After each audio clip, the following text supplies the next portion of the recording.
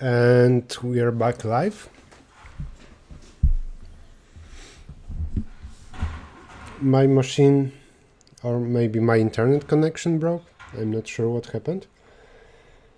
And yeah, we are back. I'm checking on site whether YouTube and Twitch work.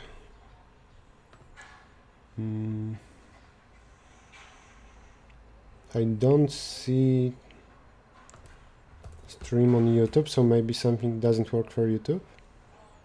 Well, it does. Okay. Internet issue again. I'm not sure. I think that the Restream chat broke. I couldn't access this website. That is my website to restream to both Twitch and YouTube. Okay. I'm sound just before it stop. I'm not sure what that sound was.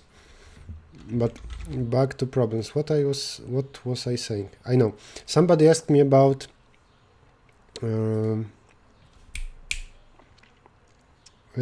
greedy problems, how to prove greedy, and then I usually recommend this video of Algorithms Live that has several proofs step by step.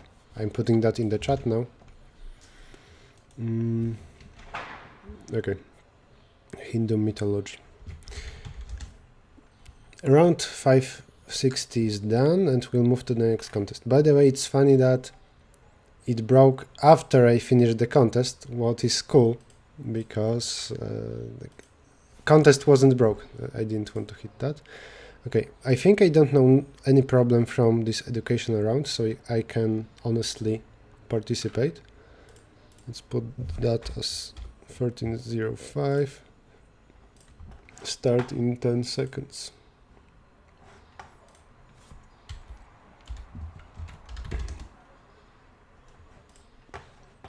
Title, what is it? Edu 65. Edu 65A.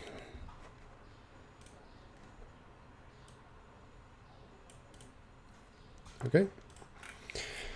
And we're back solving problems. My question goes as follows. Sorry, after the contest. You must ask between two contests. Telephone number is a sequence of exactly 11 digits, where the first digit is 8. You can delete any character. You want to make S valid phone number. The first number should be 8, and then there should be like, 10 more digits. So I think I will remove characters from the end till I hit an 8, and then some characters from the end. Like first from the start till I hit till I hit 8, then from the end. I was here. Let's put everything. That was what, 560. CF 560. Move everything to that. Now make Edu 65 and copy the templates. This is what CF templates here, but let's change in these templates. Let's remove that.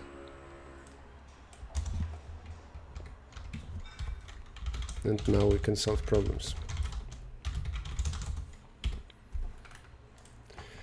Okay, I can solve that with scene. It will be easier.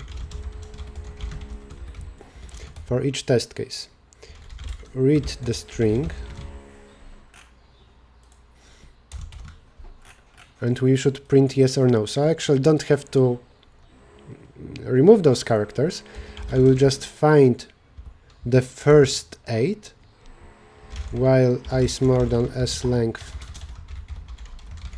and length, and s of I is not 8, plus I. And now I need some formula, like there should be 10 more characters to the right. then puts s of s length minus I greater or equal maybe 11, then yes, otherwise no. This is distance from the first 8 to the right. And now let's think about details. If I put here 3, then if I is there, then I have exactly 3, and this is number of size 3. So I think it's okay. If 11 is here, this should be correct.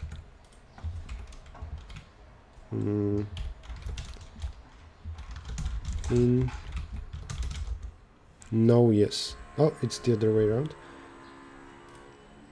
Otherwise print no. Oh, first is n. Assert s length is equal n. And later I could use n. Yes, no. Cool. Add to 65, ACPP. Here we go.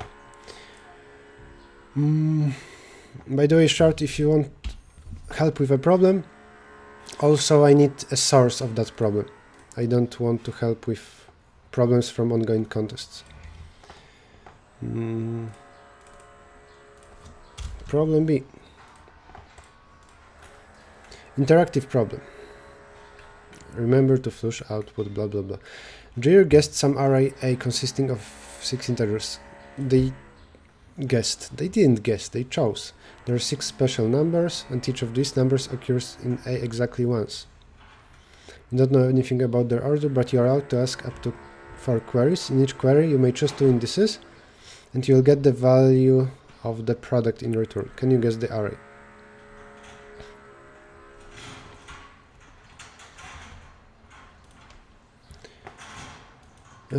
There's some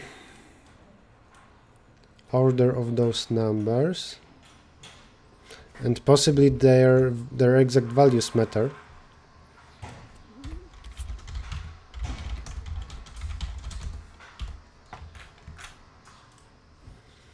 And now I have those 6. I can ask about maybe first with second, third with fourth, fifth with sixth, but then I don't distinguish which one is which, even if from product I can figure out the values. And the fourth query will not be enough to figure out all 6 values, like which one is which. What about asking first with second, then first with third, first with fourth, first with fifth?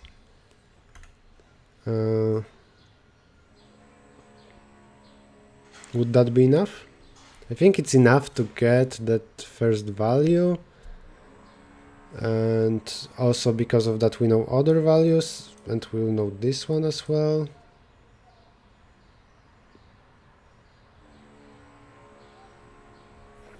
Yeah, let's try that. How do we ask?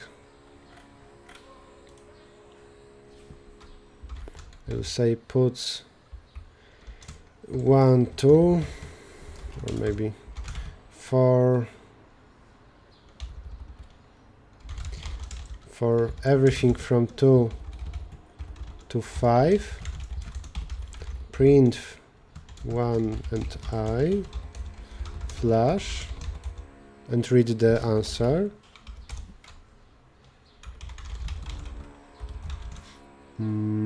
Response of size, or maybe answer of size 6, 7, and with I will index from 1 to 6. Answer of I is what? Is whatever I read here, so scanf.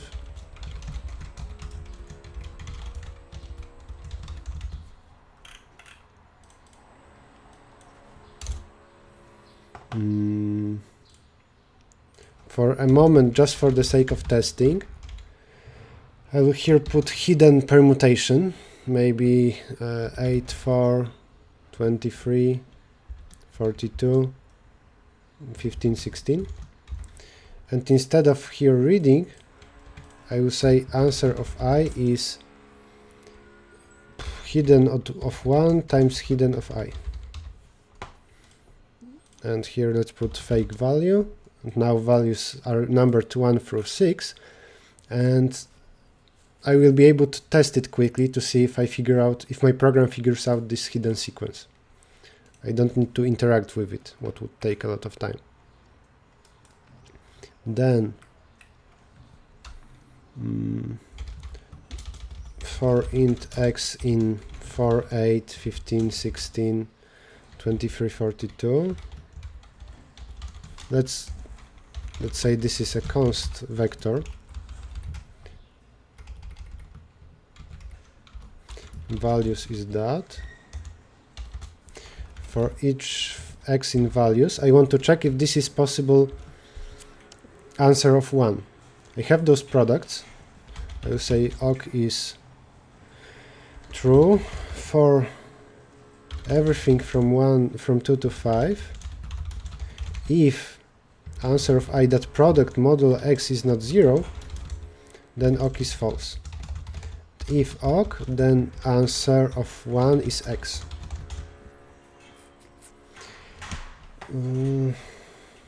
There is that case that I don't like the fact that 4, 8 and 16 are like divisors of each other, so maybe I will have a mistake because of that.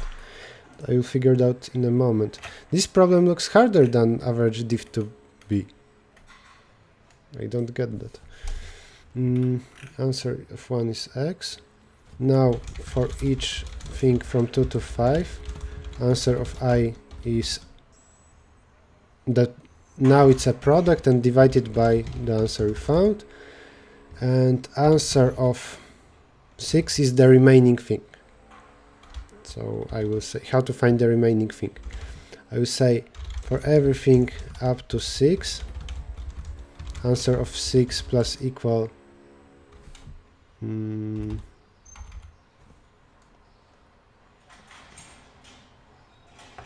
maybe find the sum of values, then subtract those that you already found. This way I have the one last remaining value. For everything in answer, print answer of I. And I don't need to flash because terminating in program does that anyway. Let's run it. I got 8, 4, 23, 42, 15, 16. Cool. What if I change the order? 4 and 8. 4, 8. Cool. But then what if 15 is at the end? What if powers of 2 are at the beginning? Correct. And here 16 and 4. Okay, looks fine. So let's remove that computing the product myself, and I will read the answer. The format looks fine, I think. I put exclamation mark, I do. I can submit. I think the proof of correctness, if it's correct, is that among those numbers from 2 to 5, there must be at least one odd number. Okay, there is at least one odd number here. Because 23 and 15, one of those must be here. And because of that, I learned the product of power of 2 and that odd number. So I think this is why we can't make a mistake here between different values. What does the chat say? Not enough, not it is. Like, apparently it is. That was surprisingly hard in my opinion. Problem C.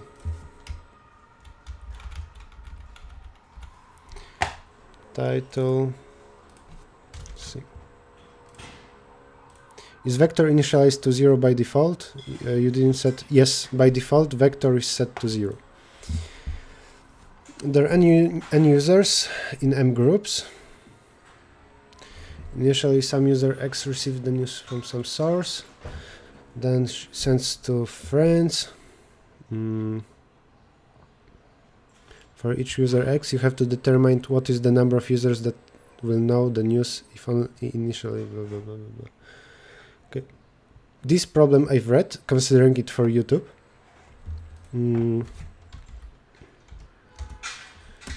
And it goes like that. This is C. Black, please.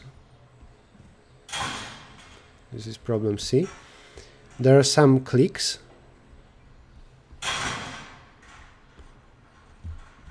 One click. Then some other one.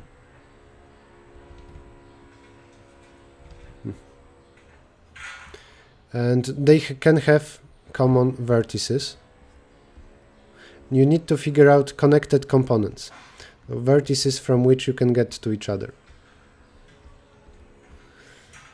And how to do it. We are given those clicks. If we gather all the edges, there will be up to n square of edges, and n is too big, n is 500,000. That's not a good idea. But if you run DFS or BFS, whatever, and you get to a vertex that is inside some click, then we can go through other vertices in that click, mark them as visited, and forget about this click anymore. You don't need to explicitly store edges.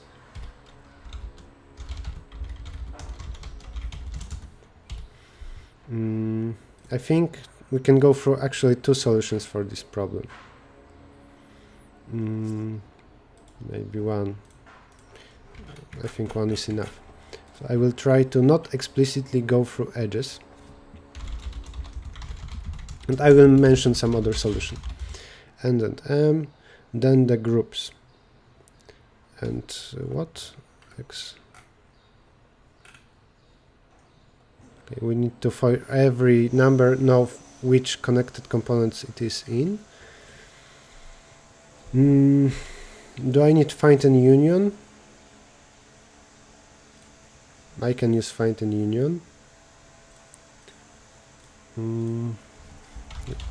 Max n is that. This is 500,000 plus 5. Then I will use visited, and for each group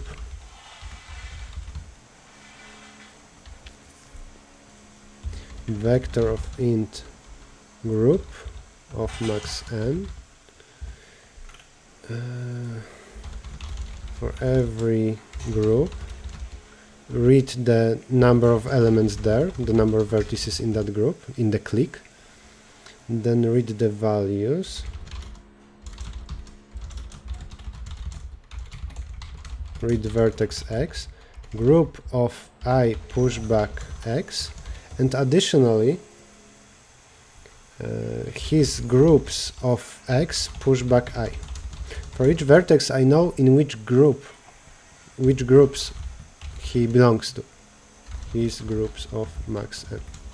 Since I'm not doing any extra loops, just I read the input here, the complexity of this part is equal to the size of the input. I can't do better than that. Now, for everything from 1 to n, if it's not visited, then run, I don't know, DFS. DFS of A. Or maybe BFS would be faster, but let's try with DFS. DFS of A. Assert not visited, to make sure I run everything correctly. Visited of A is true.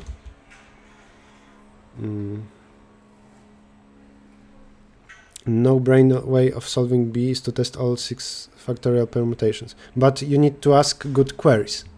Still, with my solution, I would need to... So some queries maybe aren't enough to distinguish all 6 factorial possibilities.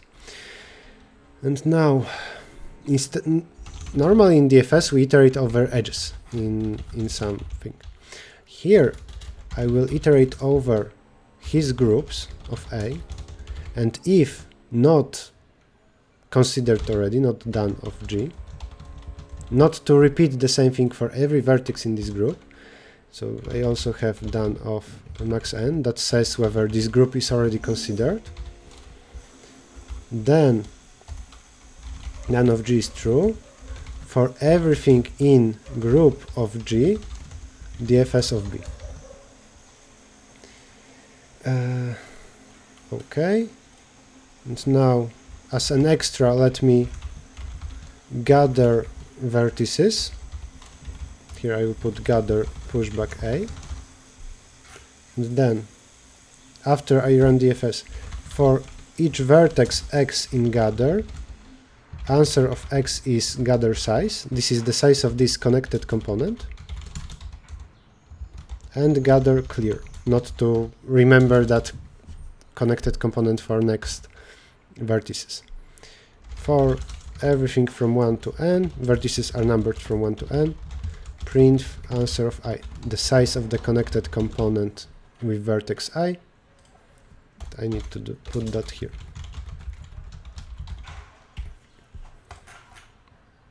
Let's check. Assertion not visited, blah blah blah. If I go to DFS, to other B, then if not visited of B, then do that. Otherwise I'm repeating. And thanks to my assert, I immediately saw what is wrong. Otherwise I would get some infinite loop. 4, 4, 1, 4, 4, 2, 2. Looks fine. I said I would mention one more solution, and that is every click can be compressed a little bit. When you have a click with vertices A, B, C, D, then instead of putting quadratically many edges, then just say that this denotes edges AB, AC, AD, and you're good to go. The number of edges now produced from the input will be linear, equal to the size of the input, and you can run standard DFS. So you could also run standard DFS. And I think that would be easier than what I did, but I prefer my version. I think it's more fun. Problem D. I remember that I also opened this problem to consider that for YouTube, but I thought this is too long to read. Why don't you use lambda? Int is shorter, so why should I use auto here, if this is what you mean? C is shorter with DSU. Okay, also very easy. That's fine. I wanted to do DFS. Okay, C, copy and open DCPP. Bracket sequence. Bracket sequence has opening and closing brackets. It's regular, RBS. If it is possible to obtain correct arithmetic expression by inserting characters plus and 1.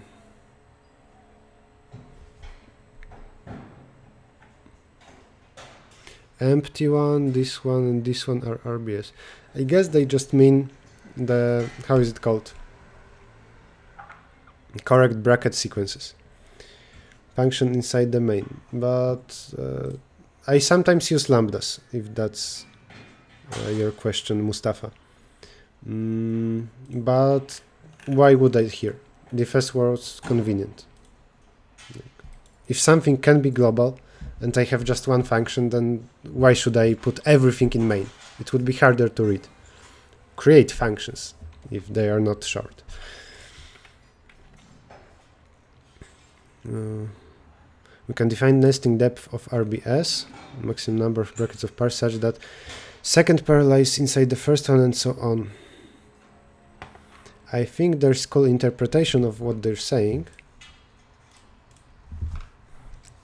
If you treat every opening bracket, by the way, this is D. If every opening bracket is +1 and closing bracket is -1, then every correct sequence can be treated as a graph, I mean a function that goes +1, +1, -1, +1, +1, -1, -1, -1, and apparently I put too many brackets. Yeah, this one is unnecessary. The start and end should be on the same level, and we should never go below this 0 level. And now what they define as depth is here the height of the drawing. This so this is height h. Like the maximum prefix sum if you treat rows as plus and -1. You're given RBS of even length. You should color each bracket of S into one of two colors, red or blue.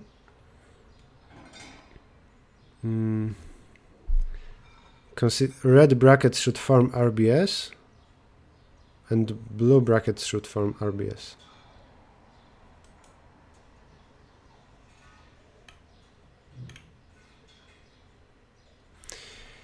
You should minimize the maximum of that, of nesting depth. So you should make them flat. Minimize the maximum, yeah. Okay. Hello to Egypt. You have so many messages in Codeforces. Yes, but they are very, very old and it's hard for me to scroll to those messages. Okay, we should split that sequence of plus and -1s to two sequences to minimize their heights.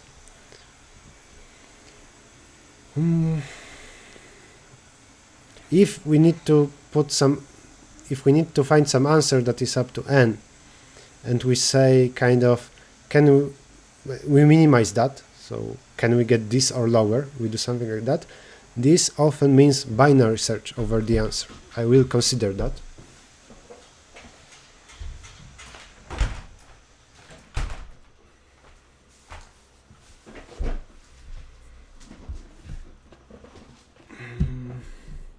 So maybe binary search over the answer.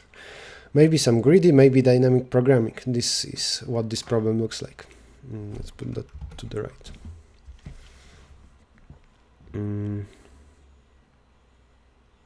Okay, what about something greedy? I have the first +1, so I put it to one of the two strings. Then I have the next +1, let me put it to the other string. Like I basically break this drawing into two. Then I have -1, I will put it to whichever.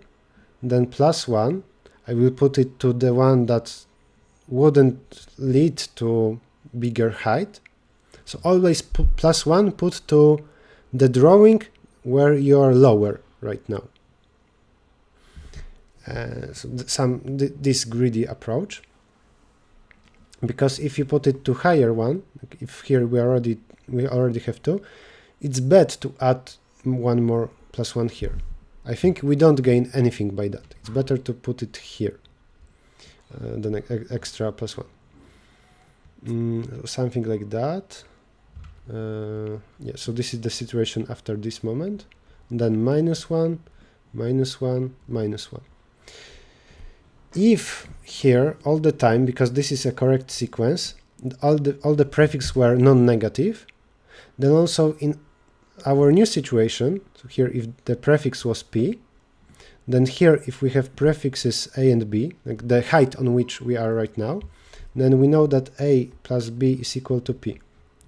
What means we will never get problems with putting a -1. We will never get below 0. Because if p was positive, so it could go down by -1, then one of a or b must be positive. So always we can put -1 to one of those two.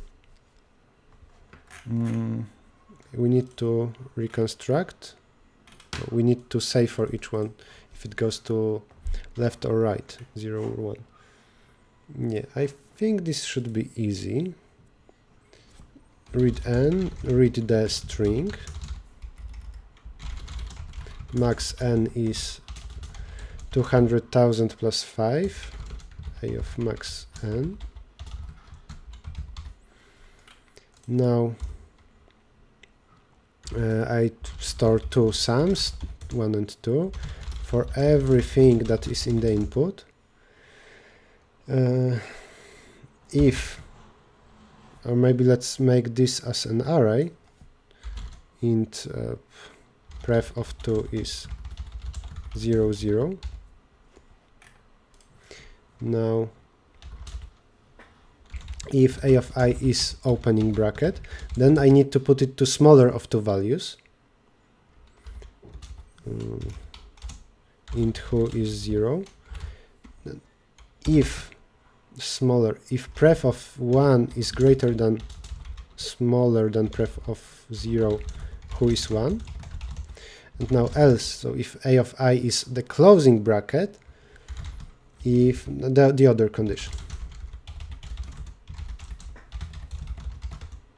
And print who, pref of who plus equal, and now a of I is opening bracket. If yes, then +1, otherwise -1. New line. Such a greedy approach. N, what is N? We don't read N.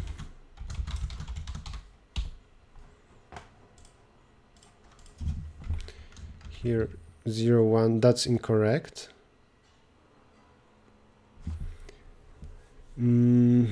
That's for sure incorrect. What happens? If opening bracket, then do that. I wanted here an opposite condition and I didn't do it. So just like that. Now we are good to go. 0, 0, that's fine. Both characters to 1 thing. 0, 1, 0, 1. This is the same as here. This is more complicated, but let's see at least if it makes sense. Opening bracket here and closing there, and the other will be quite flat. Opening, open, closing, opening. I think it's fine. The proof of this greedy approach would be, it doesn't hurt us to put +1 to that drawing that is like flatter. It only helps because it leads to smaller answer, to smaller maximum height. I guess you put extra +1 in drawing.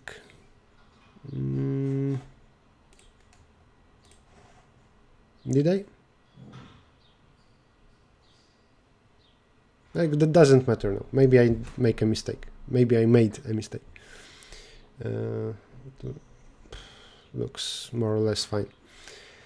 Now the next problem. This will be what? E, range deleting. Now I hope we are getting to 3 interesting questions. Do you think it's possible to reach 2000 rating? I think you can guess the answer. Is it possible to reach 2000 rating? Yes, there are some people who reached that rating. In 3 months training on average. Depends on your current level. On maths background and so on. Yes, if you are, I don't know, 1800 level, then you can reach 2000 in 1 month. You're given an array consisting of n integers, ai, and some integer x. Function flr erases all values in this interval between L and R. Your task is to calculate the number of pairs that and flr is sorted in non-decreasing order. MTR is also sorted. Let's try visualizing that, because it's harder to do anything here with just numbers. If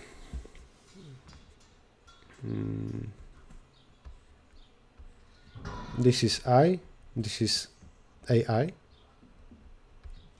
then for every I we have some value,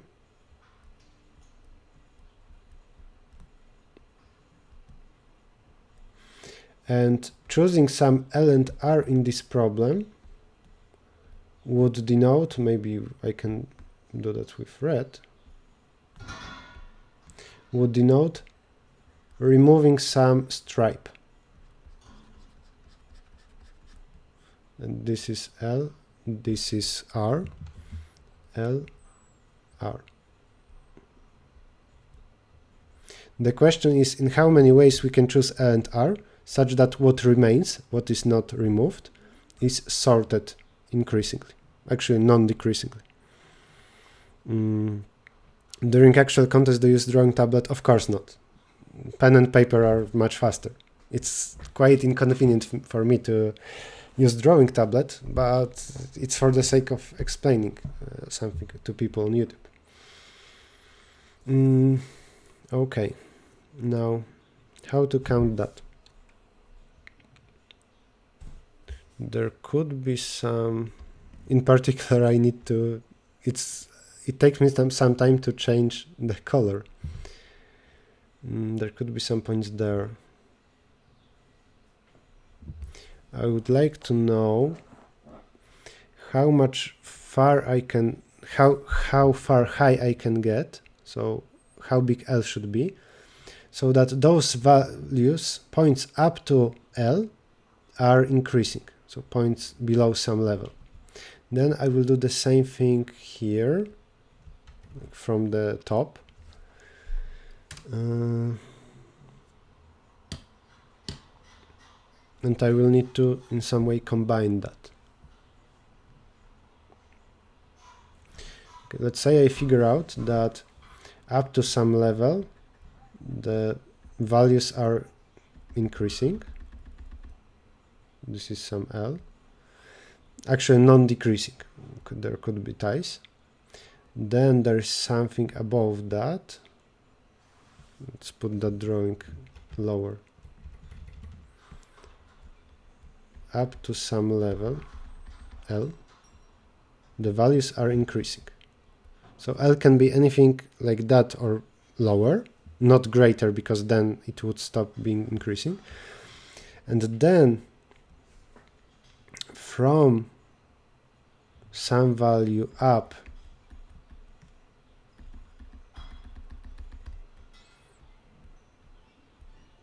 it's also increasing. Here maybe there is a point there, maybe there's a point there. For sure, this area in between must be removed, because I found the maximum possible L, the minimum possible R, and I need to figure out how to combine them, because not all L's and R's match each other.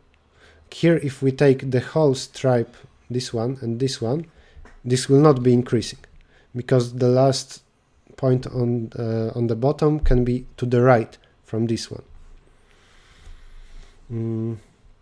What looks like some 2 pointers, some binary search. For each L, I need to figure out what is the smallest possible R.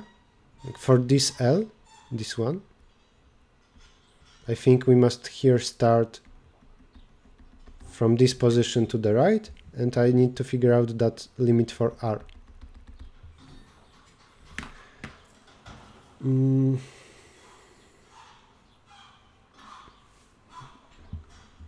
Okay, limits are up to 1 billion, up to 1 million. Okay, let's start finding that. Maybe let's think for 1 more minute before implementing. I will find that best L and R. If there is nothing between them, no. Maybe the whole sequence is already increasing, then I print some formula, like the number of all possible intervals, and that's it, we're done. Otherwise, I find that best L and R, and I create some 2 arrays that I will have to merge with each other. Arrays that denote here for the top, for each R, how much to the right I am, something like that.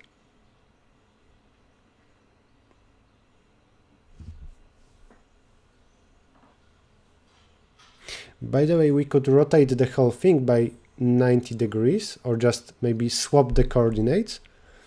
Then the question becomes in how many ways we can remove some stripe, vertical stripe, such that the remaining things are increasing. Maybe that would be easier to do.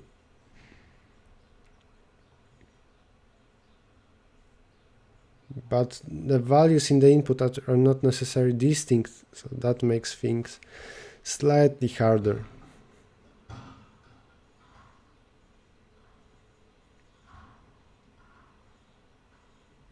Yeah, so let's stay with, or maybe it's good to switch to that interpretation. I flip everything, meaning I swap x and y of every point. Index is swapped with value. Then that will be, I'm removing vertical stripe. Indices are 1 through x.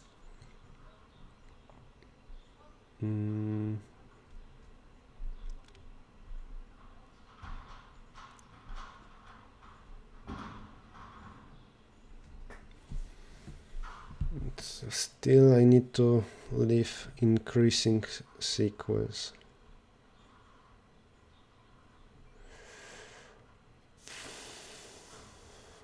Okay, I think I will not do that. I guess I will be doing something equivalent anyway. Let's read the input.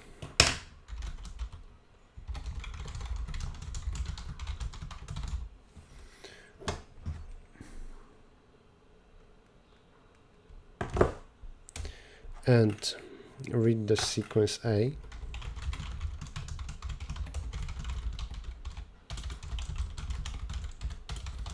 Maybe we need to remember something extra.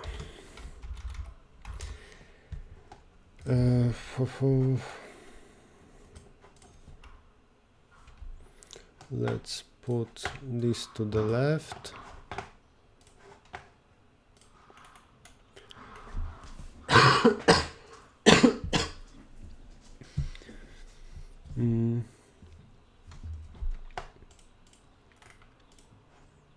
What do I want to do? For every height, like for every value, do something?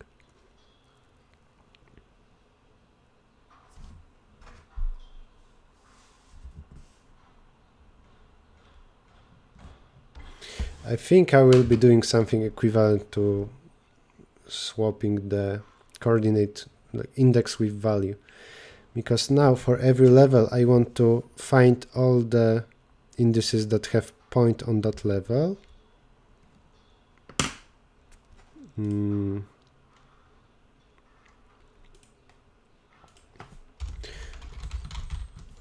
I will here put minus minus a of I. Now values are from 0 through x minus 1. And I will find leftmost and rightmost for every value, small and big. Small for x, and this is by default infinity. And big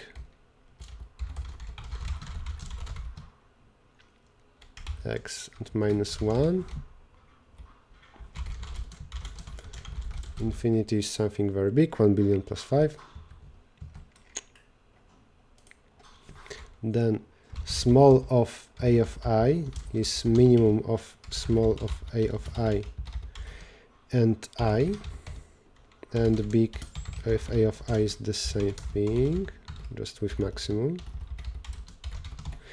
I think that now for every level I found that leftmost and rightmost index that has that value.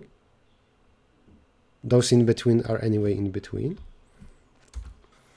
Now I want to do what? I want to maybe first already increasing is true without even removing everything. If not a of I smaller equal a of I plus 1, then already increasing is false. If already increasing, then put some formula here. It should be, I think, x times x plus 1 over 2. This should be the number of intervals. Let's think. For x equal to 1, this is 1. For x equal to 2, this is 3. 1, 1, 1, 2, 2, 2. That's fine. And now special case is checked. And harder part is how big L can be is 0.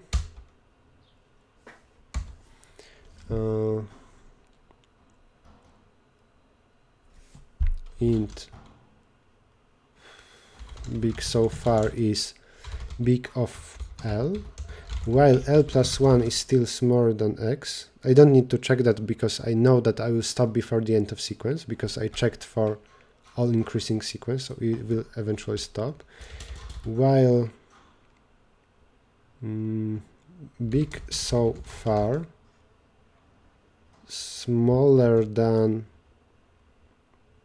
small of L plus 1, big so far is max of itself and big of L plus 1 and plus L.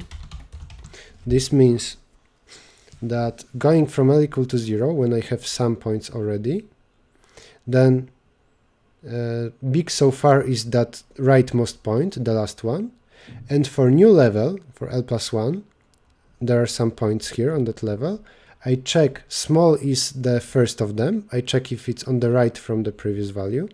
It can't be on the same level because there are no two points on the same level. There are no 2 points with the same index I. For every I we have just one value. And then big so far becomes this one. So I maximize, because maybe big so far will be -1. Because this is how I initialize. Then the same thing from the top. R is n-1. Small so far is small of R, while small so far is greater than big of R minus 1. This is symmetric to what we've did from the bottom. Small so far is minimum of itself and small of R minus 1. Minus R. And let's print L and R, those limits. Here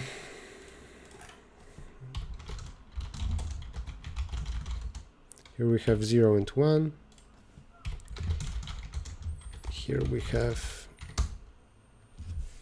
out of bounds index 6, but container blah blah blah. What is wrong? R should be x minus 1, not n minus 1. 1 and 3, and 0 and 1. Let's quickly see. We have here 2, 3, 1, and then indeed, then R should be 2. The value 2 and up are sorted, but I decreased everything by 1, so this is correct. L is also correct, only 1 can be in the bottom part. And here only this is sorted. 3s and 4s aren't, so R should be this -1, 3, correct, and 1, then 2, then 3. L should be 2 minus 1, which is 1. Cool.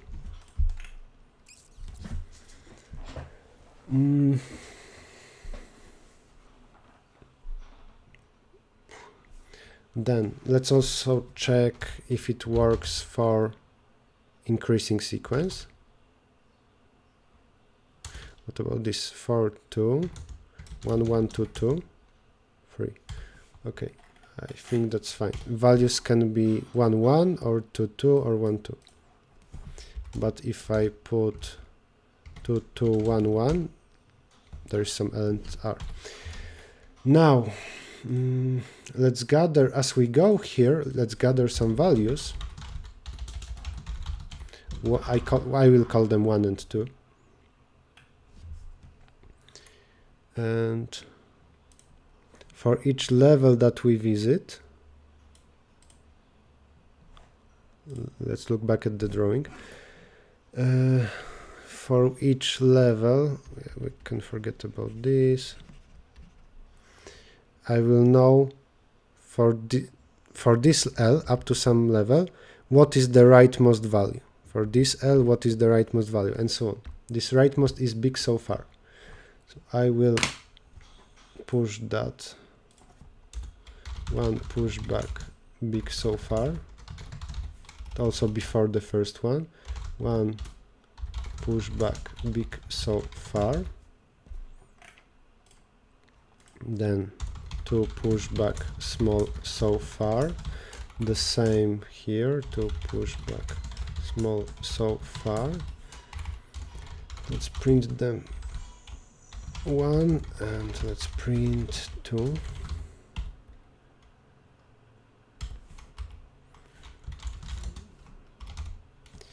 I think I'm looking for the number of such pairs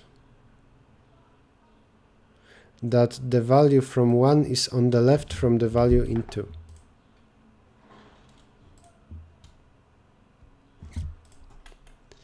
And actually, because we allow L and R to be 0 and n minus 1, that would leave us with something empty that is even before that. So I will say here one pushback big so far even before L equal to 0 is minus infinity or minus 1. And similarly here to pushback infinity.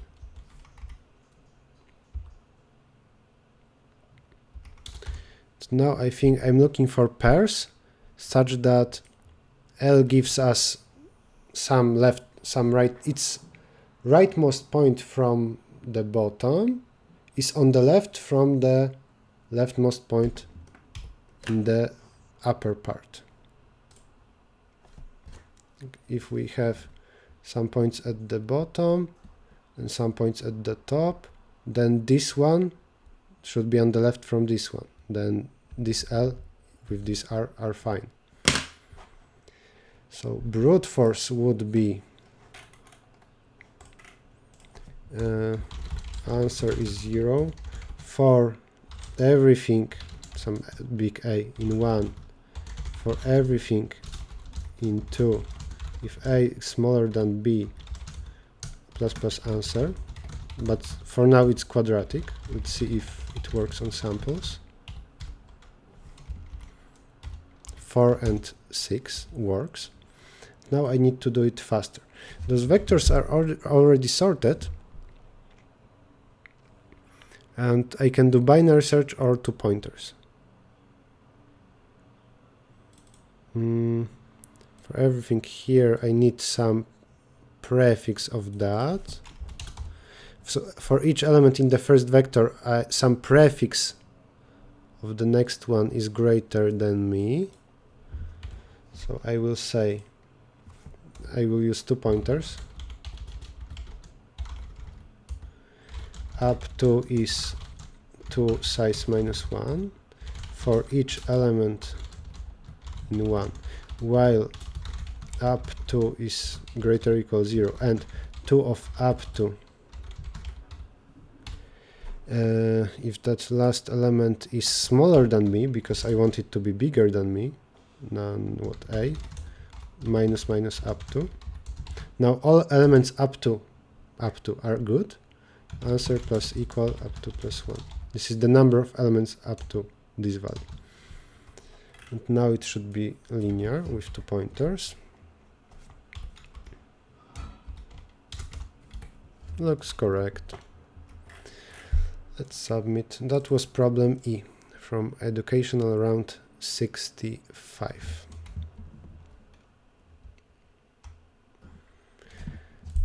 And we have two more problems. Scalar queries that looks by the number of accepted submissions doable, and then G that is quite hard, I guess.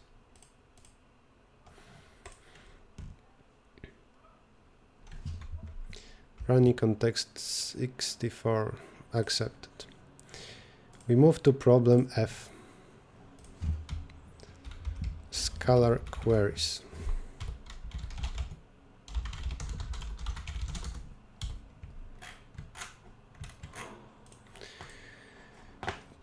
Change the title. You're given an array. All values are pairwise distinct. Let's define function as follows.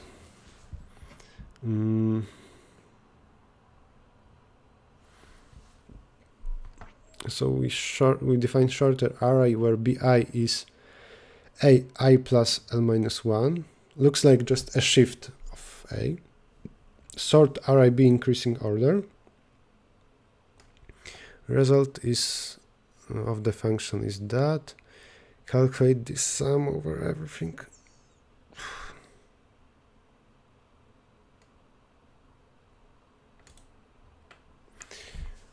In contest also, do you wait for verdict before solving next question? Perfectly, I shouldn't. Sometimes if I'm very worried about the correctness. Here I want to be done with one problem before starting the next one, because this is a stream and later people might want to just check just one problem.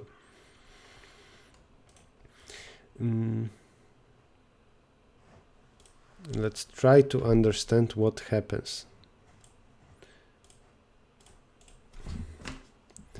This is F.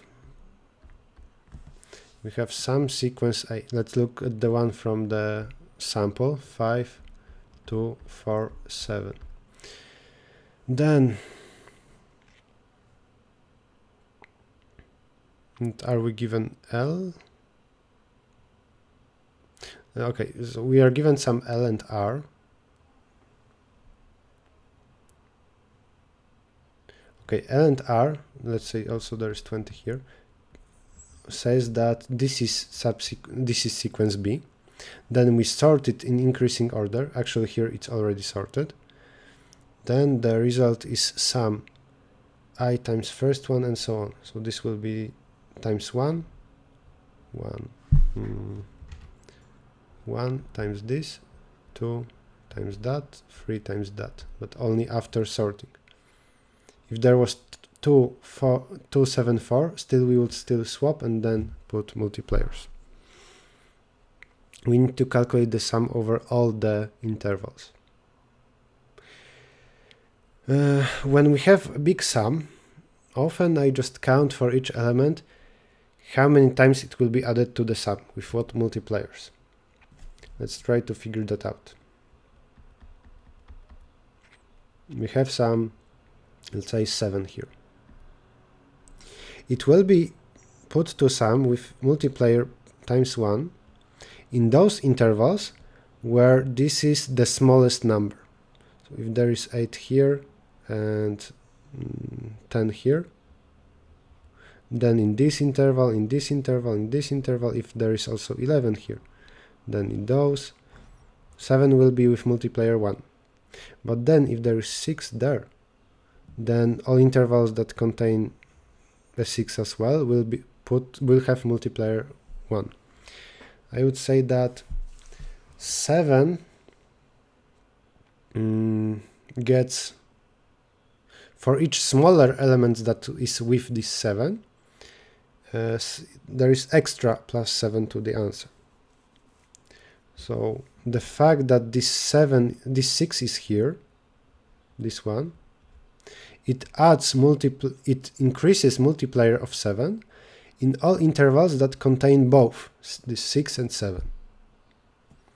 So all intervals that start somewhere here and end somewhere here from 7 to the right, all of those will have both 6 and 7, and this causes extra plus 7 to the answer.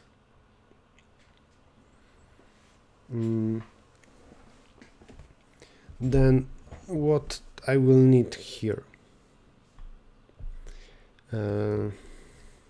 Let's focus on those pairs A's, maybe not A, X smaller than Y, such that X is on the left from Y. In our example, Y was 7, X was 6. Then, or maybe it's better to talk about indices. So I'm focusing on AI smaller than AJ, where I is smaller, I is smaller than j.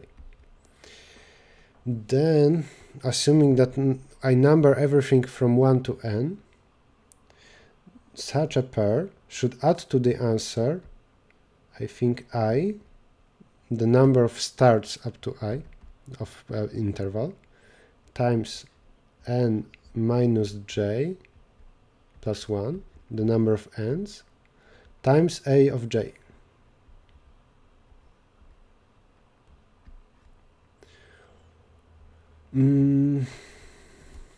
Let's change the color. If this was I, this is j. For all intervals that start here and end here, the number of possible starts here is I, the number of possible ends here is n minus j plus 1. I have extra multiplier plus 1 for that 7. This is why I get that to the answer. And for fixed j, the second part, everything here is fixed for j, and I need to find the sum over i's on the left. For j, I need the sum over indices I on the left, where the value ai is smaller. And I will try to do that with some segment tree. Okay, first I will read the input, and then I will think what exactly I need to do. And read and n plus 1 or n, whatever.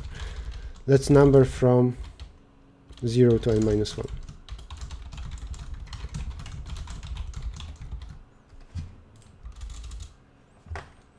Okay, the input is here. Also, there is modulo.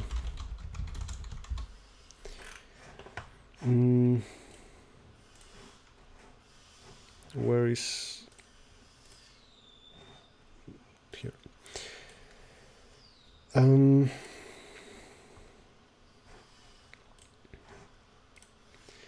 I need to, for every j, find the sum over i's that on the left. Then I will repeat the process, I think. I will do the following. Repeat is 0, repeat 2, plus plus repeat. Solve, and then reverse a begin, a end.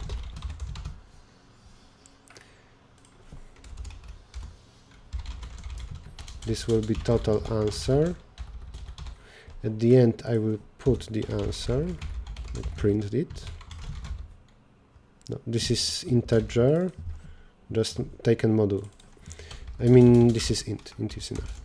Then there is solve, that will increase answer. Maybe I will pass here n. I can say n is a size.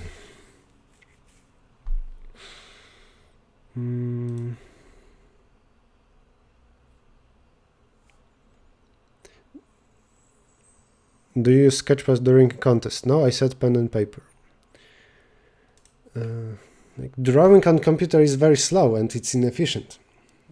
And also during a contest I don't think out loud. I just think in my mind. It's faster. Plus I can use some simplifications because it's important I understand that, not everybody. Okay. I will, for every index, I need to find the sum of indices on the left that have smaller values. For this reason, I will go through numbers from small to big ones. So I will say the following. Create a vector of pairs, just something, let's call that b. For everything, b and place back, so append a pair. A of I, and sort. Now, for every pair in B, P is index, this is value and index. I iterate this way from small to big values. So I take P second, this is index, and I know first that this is smallest value and so on. After I'm done with some small values, for each of them I will put in segment tree its index, and when I have new j, I take the sum from some prefix. In that segment tree I've already put indices for smaller values, so in segment tree values that are there are only those coming from smaller values. Let's create segment tree here. B is 1 while b is smaller than n, b times equal n, 2. Tree of 2 times b. This is my implementation of segment tree. And now, and this is some power of 2 that isn't smaller than n. And now first I need sum up to the sum over things on the left. L is 0, R is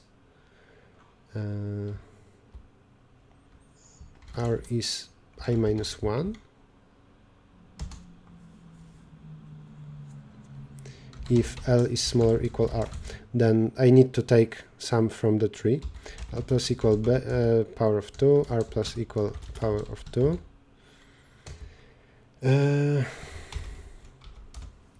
Sum is 0. I will create a function add, I call that alt self, that takes a and b, and it does the following.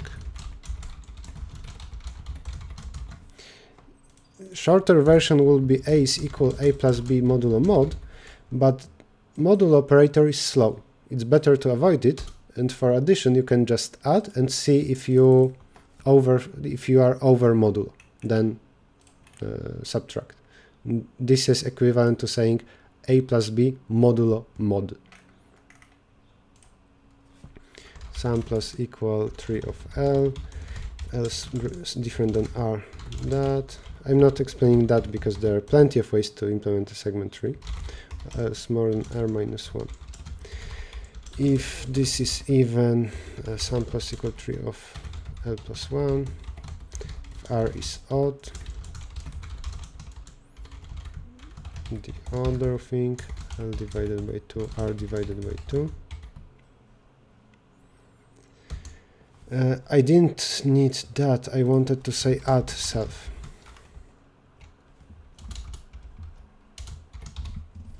Let me copy that. Here it should be R, here it should be L plus 1 and R minus 1. Okay, and now for everything from b plus I up to 1 on the path to the root of a segment tree, add self 3 of x and this index I. And actually, because I number from 0 to n minus 1, here I said I need the sum over I if I iterate from if I number from 1 to n. This is why here I put plus 1. And then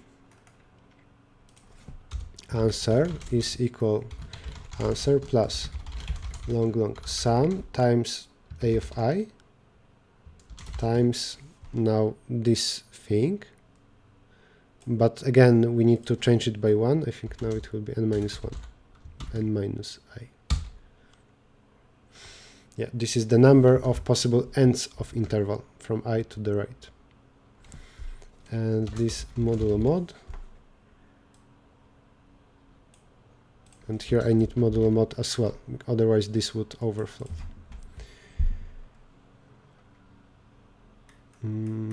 Let's try that. I think I will still need to add something to the answer.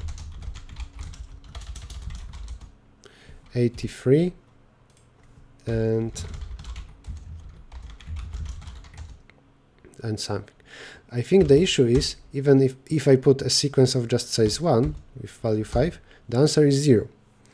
I added everything because of those smaller values, but as an extra, every value in interval is counted at least once anyway. So I will say for everything answer is answer plus, now long a of I times I plus 1 times n minus I modulo not, and here again not to overflow long. This is the number of intervals that contain index I, because in each of them a of I gets multiplier 1 already. And now the answers are correct, for samples at least. Submit F. So I knew how many times each number will be added and how many times it will be added because of smaller numbers that are also in the same interval, and they increase its multiplier by 1. Like 7, instead of being added to the answer with multiplier 1, it will be added with times 2, because there is one extra smaller number in the same interval. Okay, F is done. How good am I doing? Not so bad. And G. That is apparently a hard problem. Only 2 people so far solve it. So I'm not actually sure I will be able to. Sometimes the last problem in educational contest is hard. We got bored and decided to take our own guess at how would Inception production go if the budget for the film had been terribly low. By the way, Inception is a good movie. Watch it if you haven't. The first scene we remembered was the one that features the whole city bending onto itself.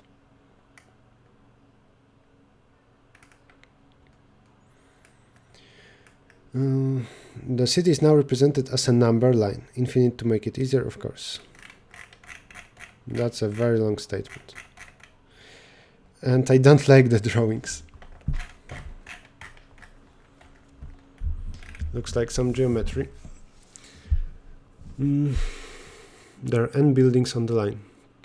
Each building is a square 1 times 1, numbered from 1 to n.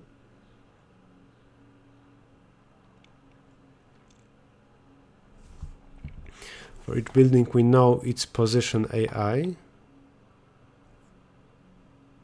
The distance between any 2 neighboring buildings doesn't exceed some value d.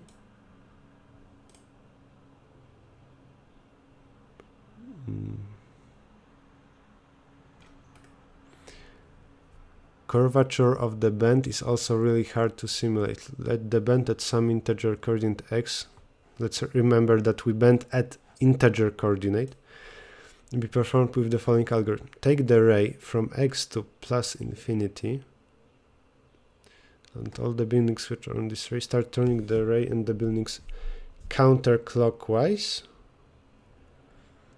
When something touches another building or another part of the line, you have to stop bending there.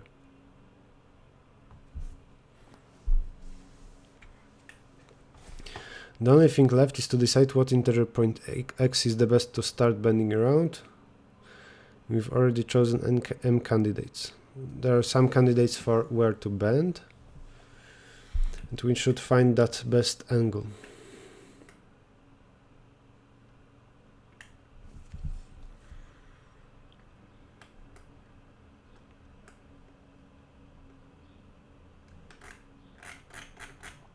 Let's look at this example and try to understand. I will try to understand the statement at all. I hope I do. So we had that. Let's change to black. We had that one square. Then we are one to the right, and here we bend. Previously we had a long line here with one square and the other square. Then we start bending, and eventually that line will be there with squares here and even further. Plus sometimes 2 buildings will meet each other.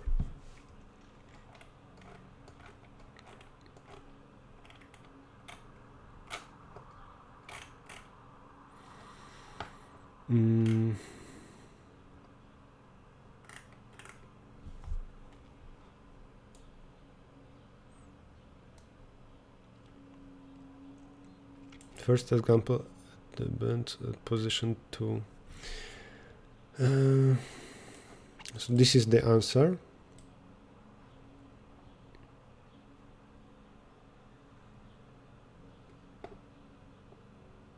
AX is the angle by which we bend, right?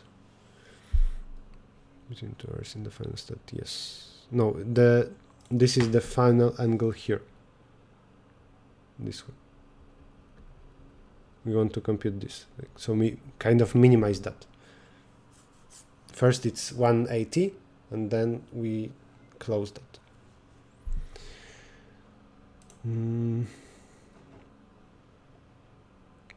So here we can't bend at all.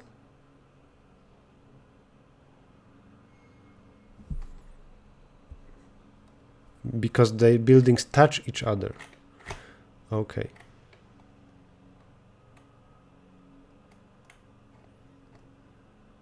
And there's that maximum distance. Fine. The number of queries will be 200,000.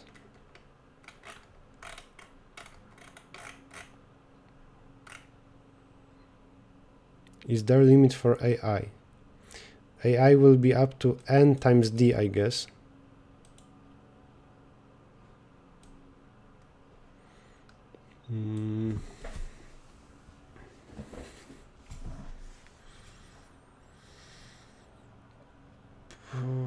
So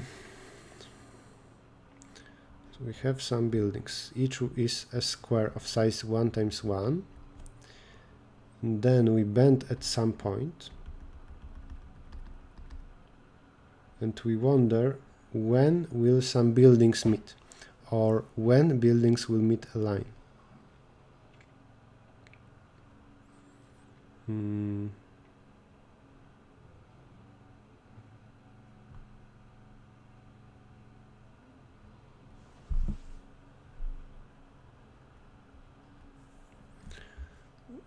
Every point will have a line along which it will go, like a circle or half circle.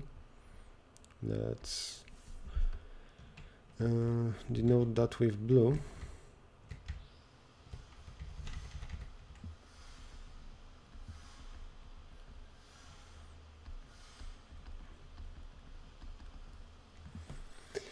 And maybe it's enough just to have each of corners of buildings to see what path it has and when it crosses something.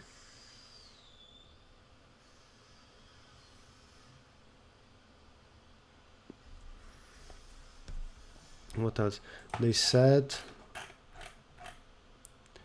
the distance between two consecutive neighboring buildings is up to 7,000. I don't know how to use it. Maybe it's good. Maybe it's important in the precision of a program.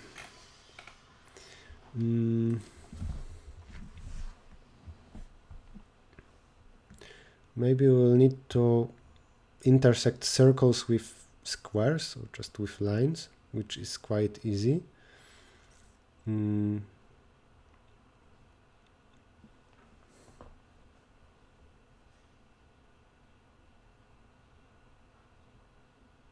If there is distance 2 here and distance 2 here, then this point, blue one, will be moved exactly to this one, and this is the moment when we stop.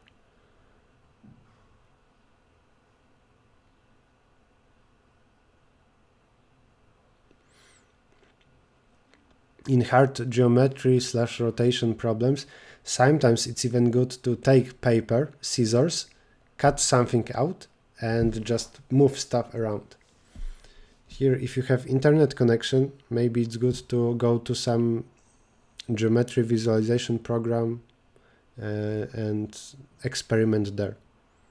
There is like GeoGebra, I'm not sure about the name, but there is stuff that can do those things like rotations.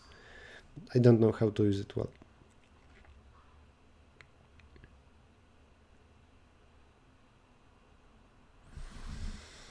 So maybe we don't need to deal with some intersections, and it's just about a point moving to position of another point.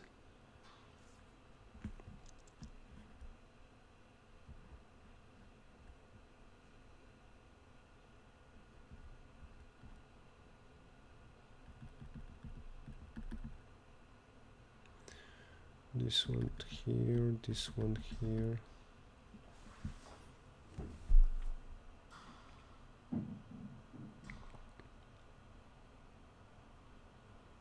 What if there is nothing on the left? Like if there is a line, you wouldn't see that. If there is a line, here is a square, and we bend according to this line, then we stop when, I guess, this point reaches some point there. And then the answer will be this angle.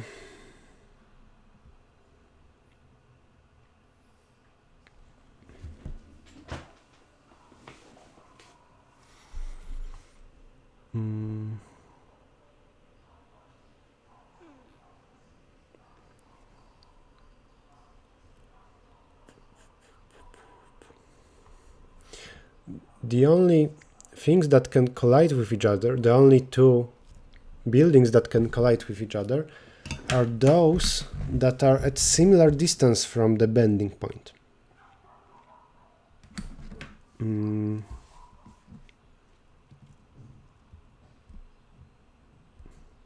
If bending point is here, we have one square, and then here something with different distance from the bending point, then they will not collide at all, I think, because they will. I think first this point will hit the ground. Later this point would hit this one, but this is exactly the moment when this comes here with this trajectory. So it doesn't matter anyway. I think we can care only about those that are within the same distance. And when do they meet, or what happens when they meet? When this point will collide with this one. So all this angle will be like removed. This will be the bend, and the remaining angle is this time plus that, like 2 times the angle. So I want to say that from the bending point I'm looking for the same. I'm looking to I need to find the closest block, the smallest distance that there is a block to the left and to the right within the same distance, exactly at that distance.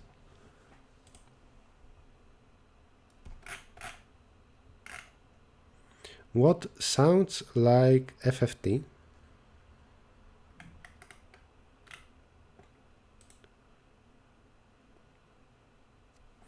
But I think it's harder than FFT. Maybe we need to figure out this condition about the distance of 7,000.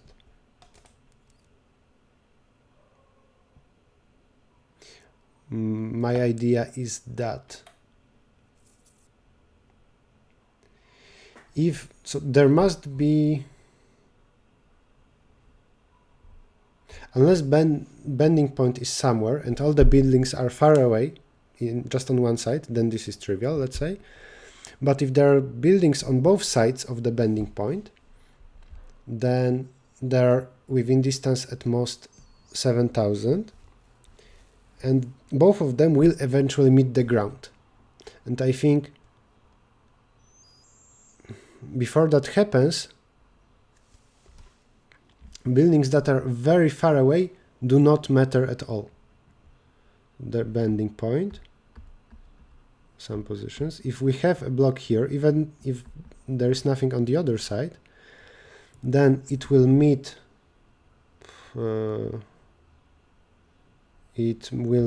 some point on the ground, so we will stop. And that happens before, oh, you don't see the drawing. I can scroll, good. And if there is a block far away here and a block far away there that are within the same distance from X, so two that are now completely blue, then they do not matter anymore. Thank you, Kunal, for nice words. Maybe the algorithm should be look for two blocks that are with distance at most, I don't know, 20,000, that are at the same distance from me, and then stop looking anymore, because that will not matter. And the complexity will be the number of queries times around 20,000. That would be too much, but I can use bit sets. That should be fast enough. Plus, we'll need some formulas. How do people set such questions? Respect for them. Well, this one was inspired, I guess, by the movie. So when you look at this picture, you can think, like, when will buildings collapse if you put them closer and closer? Now let's figure out the formulas.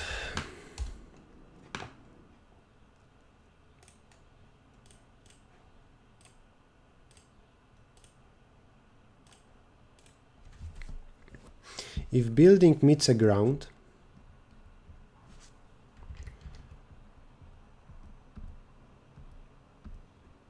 and let's say building is here. If it meets a ground, I think it's with this point. So the final, I can think then that the left line moves. It will be here at the end instead of moving the right one. And the angle is here. I can say that this is arcus sinus of 1 divided by square root, like this distance, this one.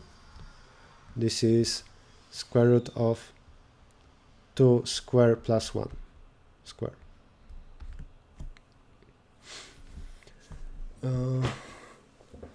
Where 2 is that distance from the bending point to the square.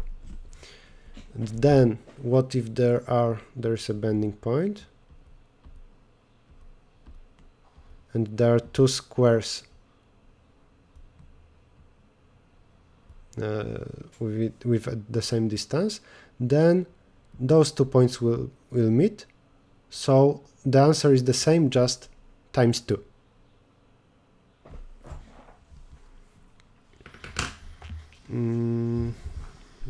Because those two will meet, so we'll have this plus that, the sum of those two angles. Okay, and the remaining part will be to figure out how to use bit sets exactly. Let's read the input. That is GCPP.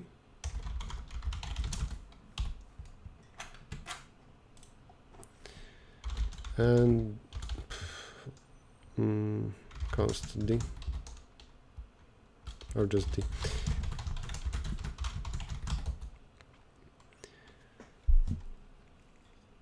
Coordinates of left corners of corresponding buildings. And does it fit into int? 7,000 times that should be 1.4 times 10 to the 9. It fits. A of n, read them, and then queries. For each query,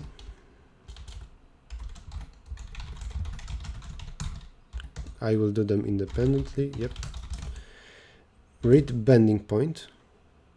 Oh, they are sorted. but I don't use that.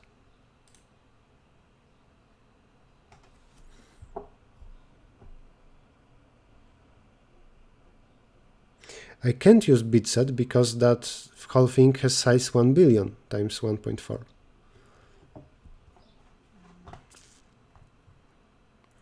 Hello, get into devices. Welcome to the stream. I can't use bit sets. Then what should I do?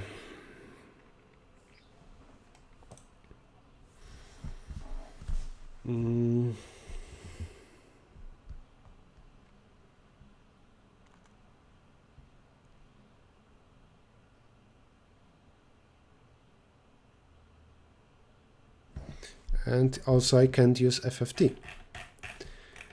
3 seconds.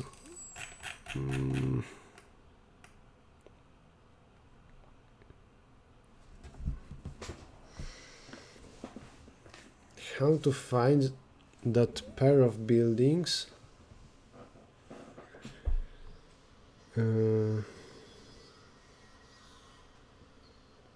that are from 2 different sides and at the same distance from me.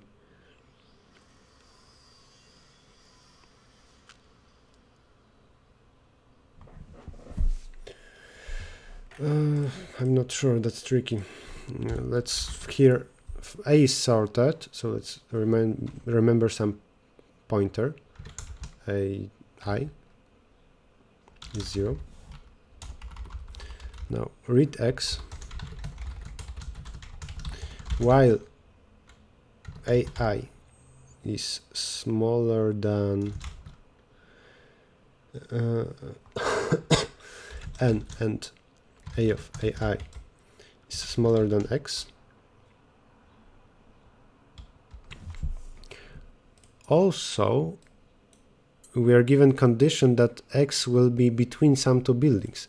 X is between 0 and AN plus 1. So AN plus 1, this is right corner of the last building.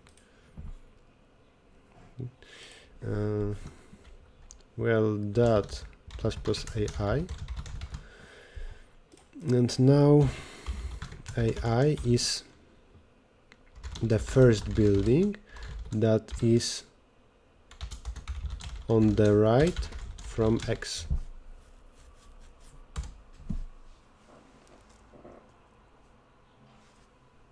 Assert A of AI greater or equal X, or AI is equal to N. What would mean that X is the last, that right corner of the last building. If AI is N, then I have that last corner and I can just move. I have a square and I move line like that. Here I will say const double P is, what was it? 2 times a cos of 0, I think. Let's print that to make sure. This should be value of P, and here print with big precision P over 2 and continue. So now assert that. Here I will put question mark. Maybe it's already checked somewhere. Yeah, the last value is P over 2. That's correct. Let's copy all the samples.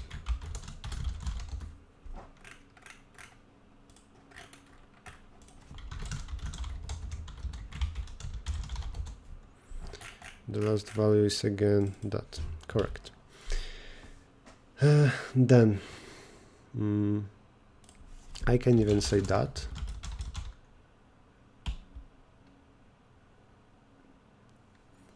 On the right. Because this is, yeah, because this is the left corner then of the first building.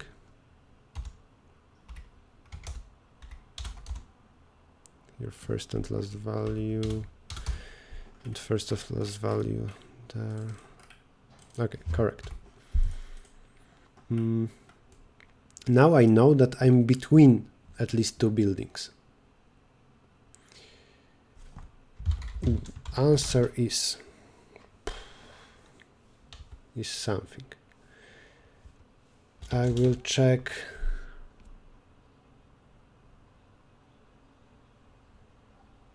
So now also I can put assert 1 smaller equal AI and AI smaller equal n minus 1. Now for j in AI minus 1 and AI, this is building to the left and to the right. I'm looking for closer one. Distance is, okay, I don't need a loop. Minimum of a of that pointer, AI minus x, and x minus a of AI minus 1 and minus 1. This is distance to the left corner of previous building.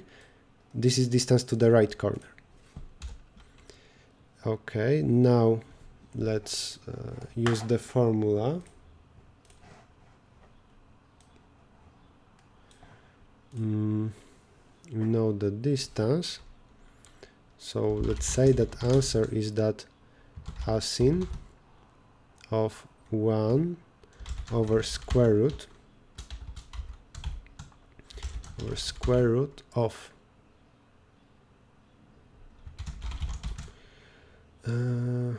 distance. Let's change that to long double.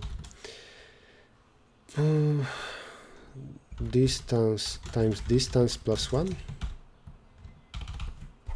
What do I have here?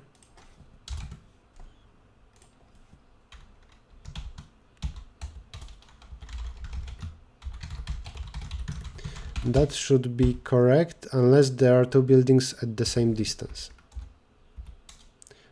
So possibly the answer can be smaller if there are two buildings. Let's check. First, 157, 178. Now here I print something smaller. That's incorrect. No, if two buildings meet, then the answer will be bigger, the remaining thing. Okay. Now, what I can do?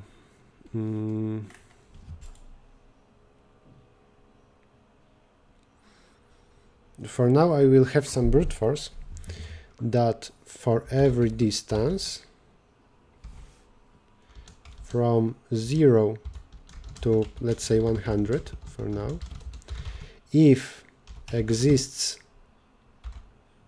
if, I don't know, set count of x plus d and set count of x minus d minus 1, then do something.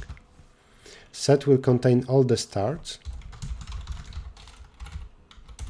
the left corners of buildings. Then answer is max of answer and 2 times the thing. Let's put a function. Let's create a function. Double get angle of distance.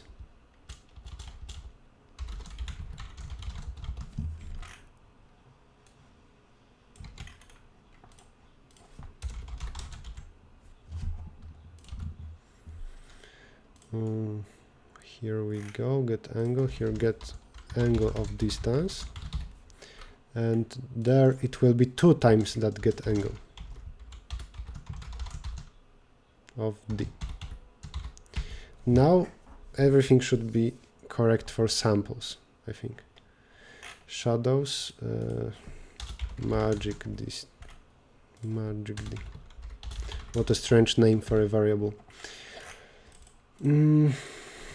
I think that code is correct, but it will be slow. 71. I mean, I would have to iterate over a bigger interval. then second one incorrect here.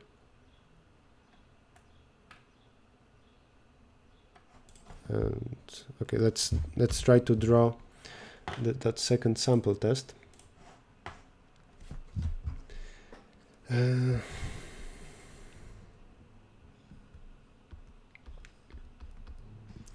We have building at 0. This is 0, 1, 2, 3, 4. Building here, and we bend at 0, 1, 2, 3. We bend here. I think they shouldn't meet.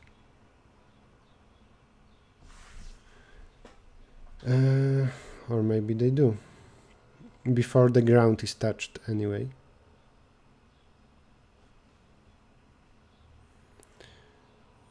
Are the buildings squares? Yes, they are. Of size 1 times 1. Where to learn recursion and DP? I don't know, from the internet. Google tutorial recursion or tutorial DP. Just like any other topic.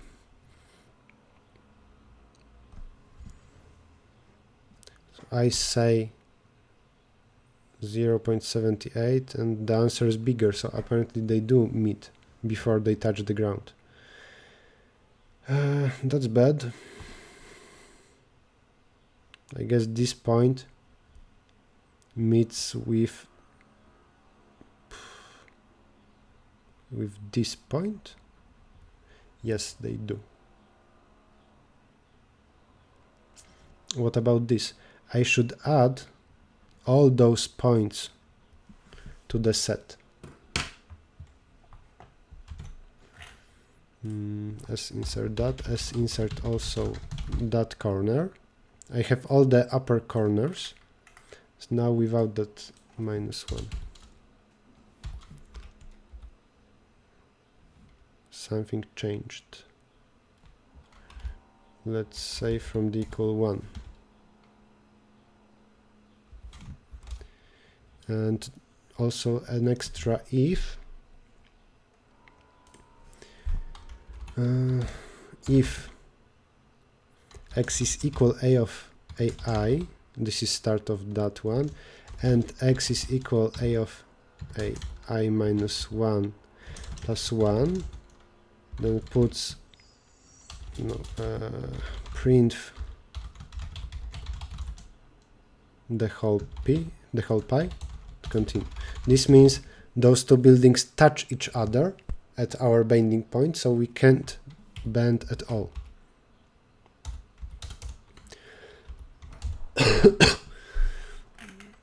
And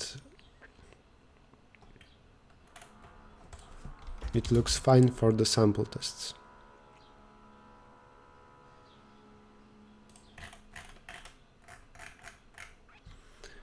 The precision isn't that good. No, it's fine.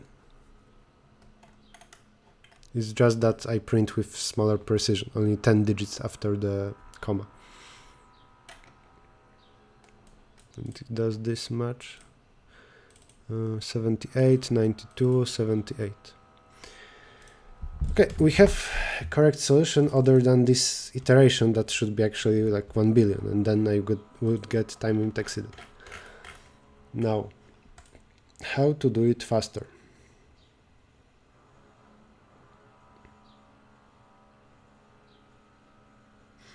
I can iterate only, I think it's correct to here say magic distance times 3 or so. Maybe even smaller. But that should be too slow in my opinion.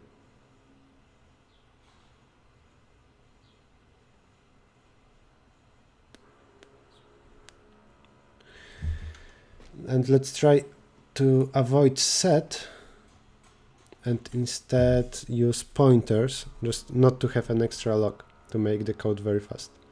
Then I hope it will work.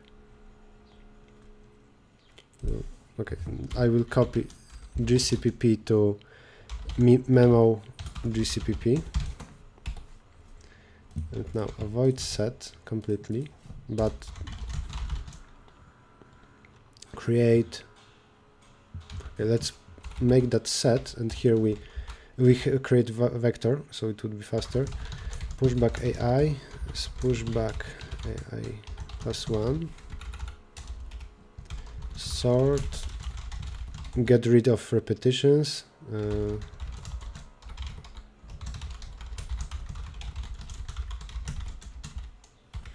Unique, like, removes repetitions and returns a new pointer to the end. Doesn't matter much. Now I will store an extra pointer for S, and I'm looking for two values in S that are at the same distance from me, just like here I did that. So I will put here SI 0, while SI smaller than S size, and S of SI smaller than X plus SI.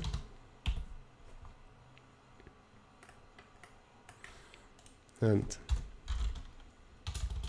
now 2 pointers. Int, I don't know, A is SI. What is it now? This is greater than or equal.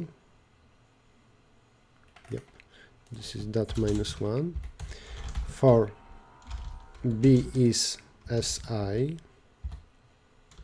B smaller than S size and something plus B,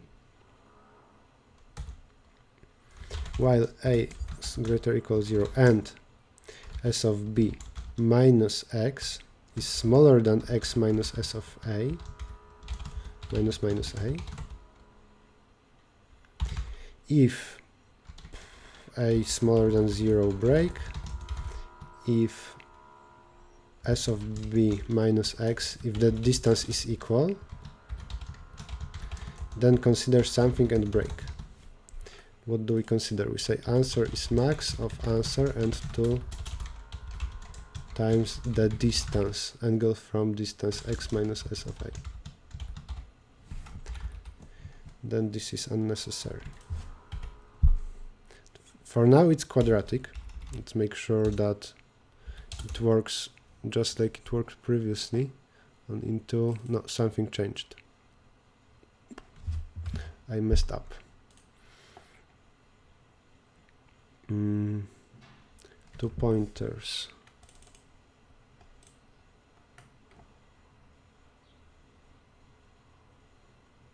I look for two things in S, and S is sorted, that are at the same distance from X. Well, this is smaller, no, well, this is greater. Well, this distance is too small, then do that.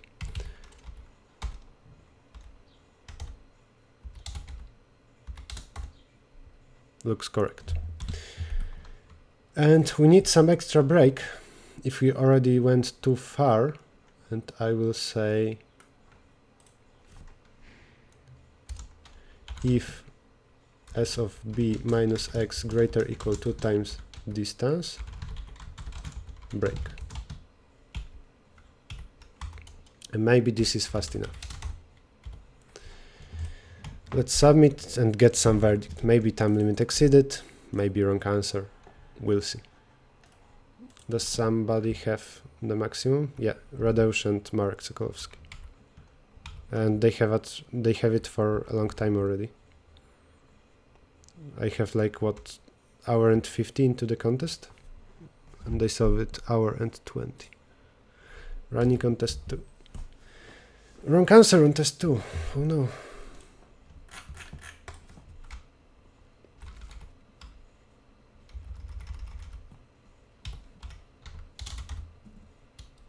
Yeah, it doesn't work. This was incorrective. Yes, this was incorrect.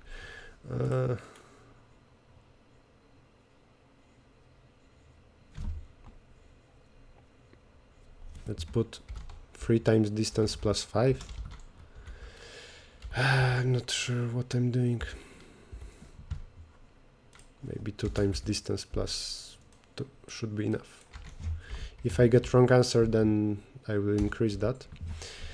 And let's think what should be there actually. When we don't have to look anymore. Distance was that distance to the closest building, and this gave me some possible angle, some value like this one. What I'm doing, I need a pen. This is that distance d. This is dist. Now I know that from two buildings with the same distance from me, I will have the same formula but times 2. 2 times asin of the same thing, 1 over square root of something, some x, where x is new distance, square plus 1. And I wonder how big x I need to consider, so that this would have a chance to be bigger than this. I thought that it's just 2 times that. Accepted. Alright. I don't know what is the complexity, so I'm going to look at the editorial to see if there is some proof. That one wrong answer was stupid because it was on sample 2. I should have been more careful. So let's not count that.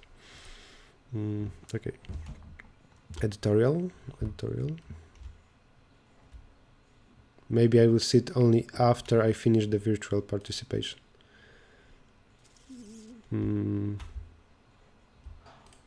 Okay.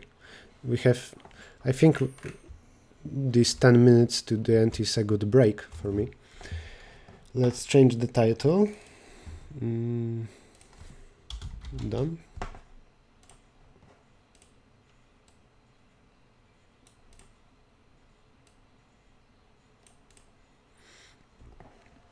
And do you have questions?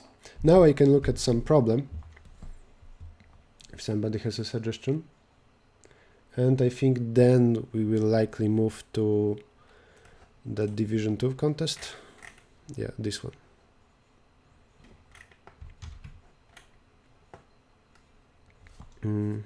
Here I still wait for to see the editorial to this contest. Home, maybe I can do it. Educational. 65.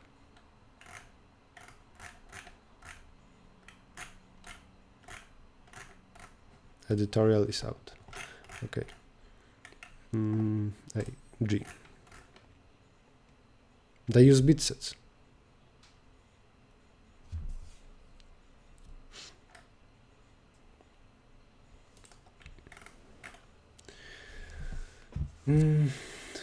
Blah blah blah blah blah.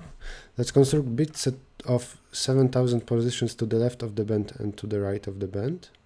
I thought about that, but that wouldn't be faster than my solution. If we want to build that, oh, maybe I understand. And of these bit sets will give you, the pair such that this way. The collision, blah, blah, they prove something. How to process lots of queries. They just move the bit set to the right while going through queries in ascending order. Okay, and we can shift it and update with new buildings that appear at distance 7,000. I understand. I understand. Okay, Space Clones suggested some. So I wonder whether my solution is brute force or not. Is it just 200,000 times 7,000? And what is up with this problem? Is it easy, hard? What is it about? Space Clones, say something about the problem. And is there an editorial? My challenge. And my College of Challenges don't have editorials?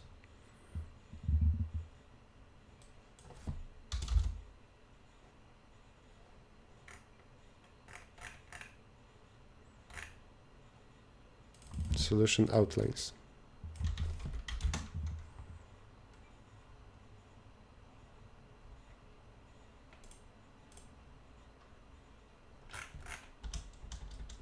There are some editorials to the contest. So I can solve a problem either if it doesn't have an editorial and looks interesting, or just looks like a very nice problem.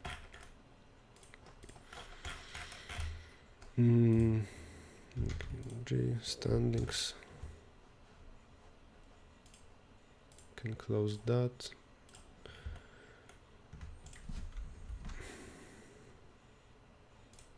Will I stay on the third place? It took, I left Tanya Romanova some time to solve E, or maybe he tried the G first. E was that. Okay. 3, 11, 19. I spent much more time on C than other guys. Because I drew something.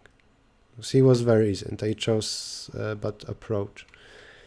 Then D also much longer, but then there was more and more explaining. Here also I would solve it in a few minutes, but here I wanted to explain something. E.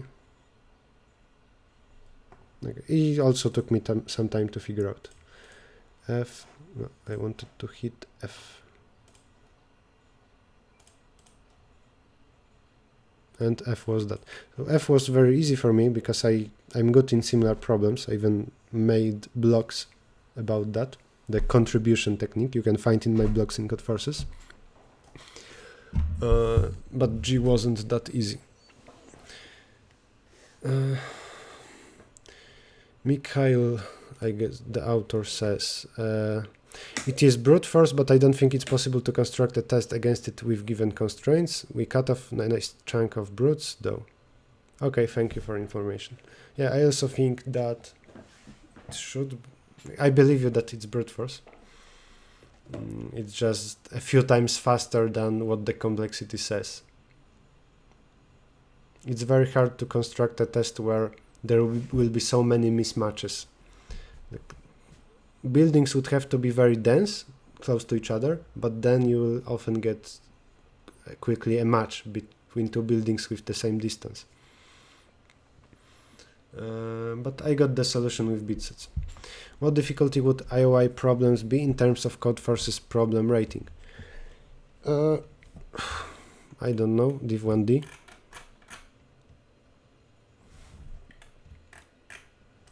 I think around div1d. The hardest IOI problem is, I guess, div1e. And there are better people writing Codeforces rounds, I mean participating in Codeforces rounds, but they have less time for that.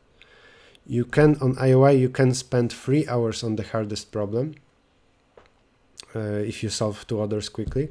In Codeforces, you have like 1 hour for the hardest problem.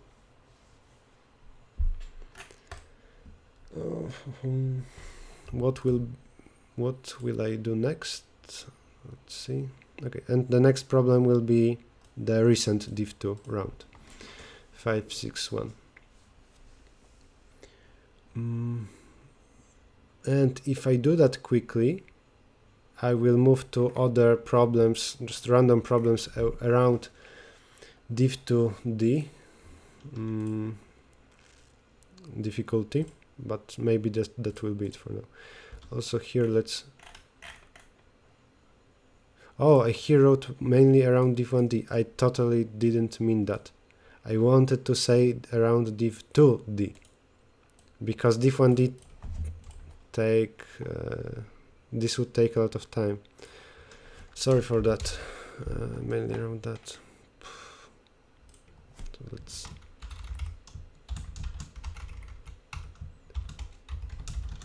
div2d.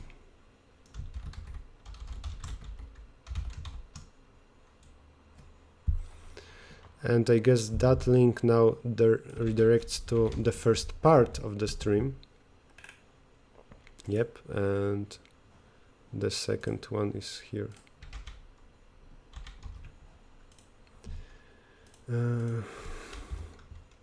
links to, that was part 1 and part 2. Again, the stream stopped for a moment and YouTube split it.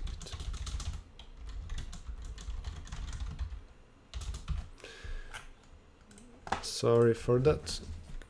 I didn't mean div1d problems. Links to part 1, 2. But I said that I will solve those runs. And they do not have problems div1d. And they have the third place? Yes, I guess so. 120. Oh no, a lot of people can still surpass me. Surpass? Whatever the word is. Yeah, 120. So if somebody submits in 1 minute among like these guys, I will lose.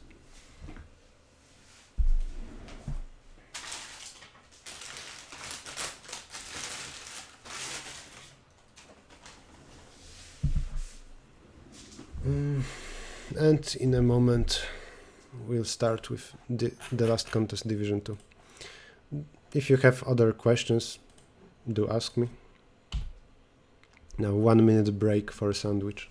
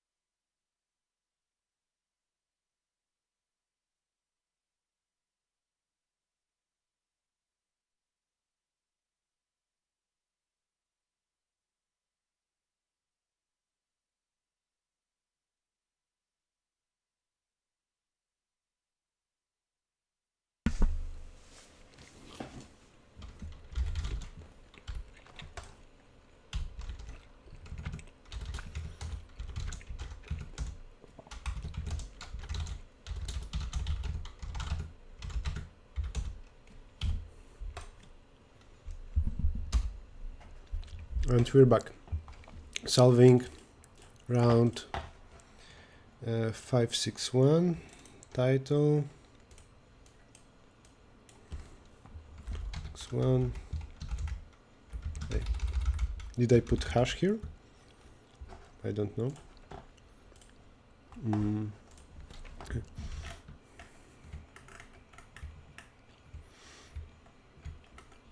And students must be split into 2 classrooms.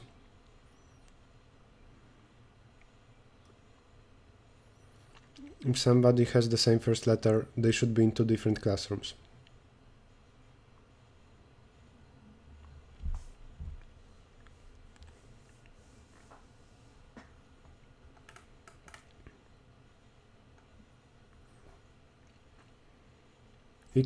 Minimize the total number of bad pairs. If 2 people with the same first letter should perfectly be in 2 different classrooms, then I will split them evenly according to the first letter.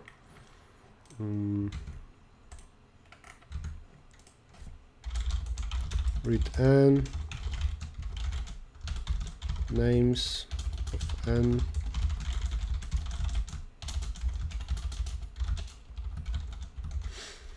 Read names of I. Now let's do something cool here. Sort everything. Now iterate and say that I splitted them into even and odd indices. If names of I 0, so the first character, and names of j 0 are equal, and I modulo 2 is equal j modulo 2, then plus plus answer.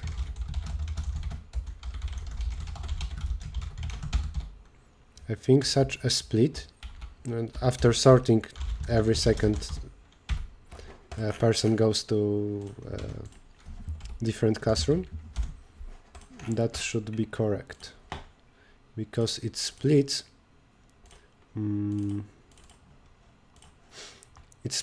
like 4 consecutive persons to like 2 person to each thing. But there are people that are much faster. Okay, problems. B. Title.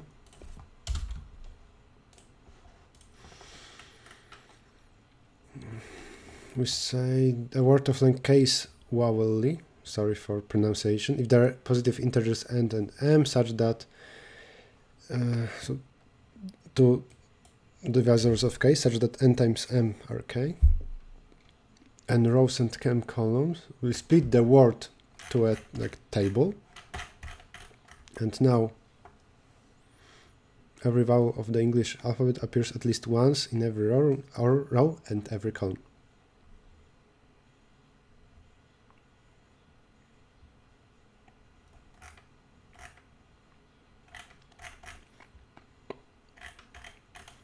Okay. Every vowel has to appear in at least once in every row and every column. So the size of row and the size of column must be at least 5. And given k, we should print table of area k such that that happens. And go to the right.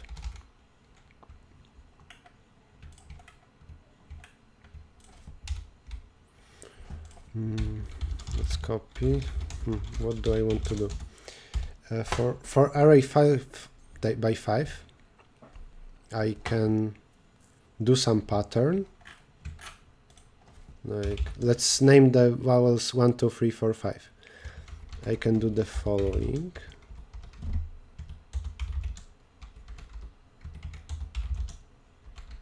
Every row is shifted a little bit. And now every row and every column contains every vowel. And for k that I read, I iterate over possible rows.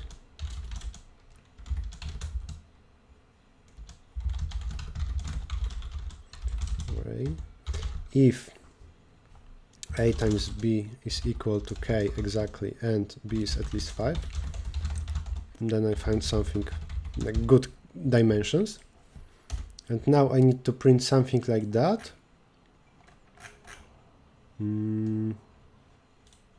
Maybe with extra stuff to the right. I think this can continue like that.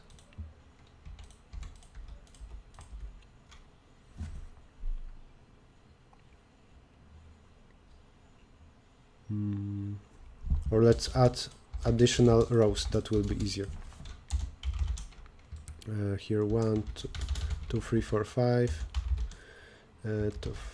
from 2 and so on. Now again, all the rows and columns satisfy all the conditions.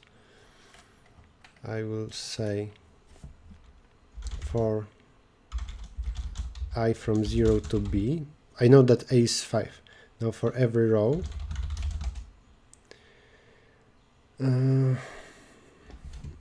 we have string s that is a, o, e, u, I. I will print s and then say that s is, what was it, s substring from first character plus s was 0. This should shift s by 1.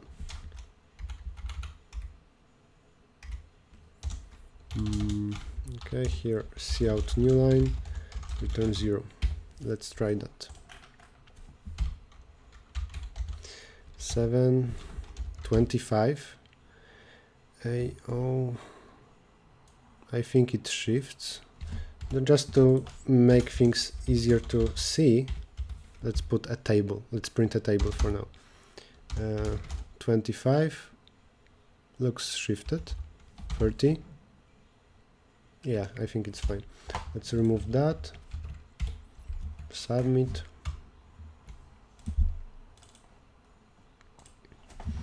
And I think A and B are solved.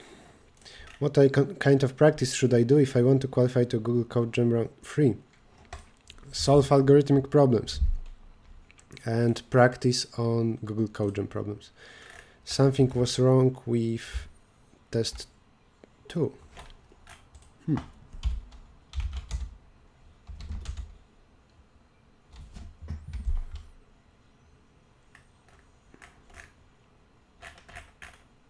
What was wrong?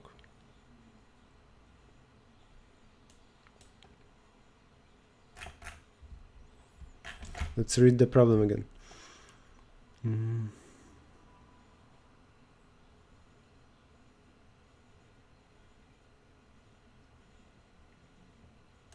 There are 5 vowels and I wrote them here, just in different order. A, O, E, U, I. A, O, E, U, I.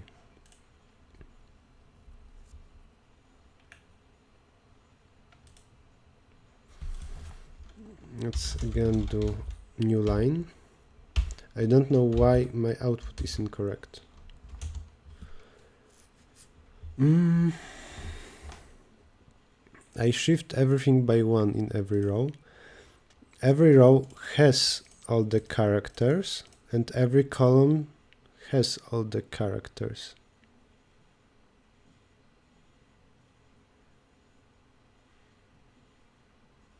I don't understand my submissions.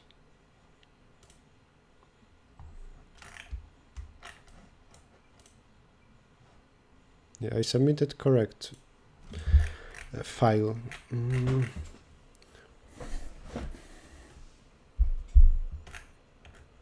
Maybe they can't repeat. Appears at least once. It's fine that they appear more than once.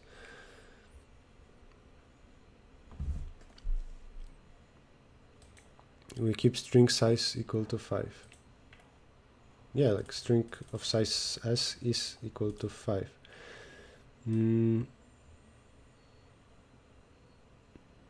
Oh, no. It should be a by k. It's not necessarily 5. I made a mistake indeed. Thanks for pointing that out. If you wanted to point it out. I want to say now s pushback, or s plus equal, s of s length minus 5. It's 1, 2, yeah, and that will be cyclic.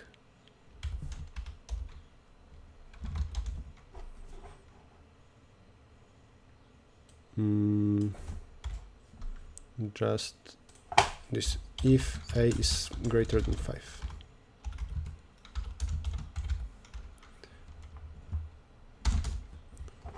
And now we have good size.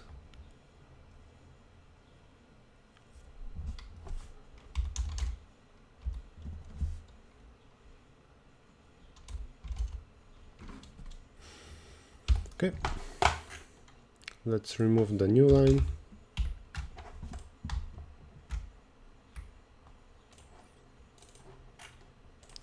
Even in easy problem, you can make a silly mistake. That happens. Running contest 19. Accepted. We can move to problem C. Tale of two lands.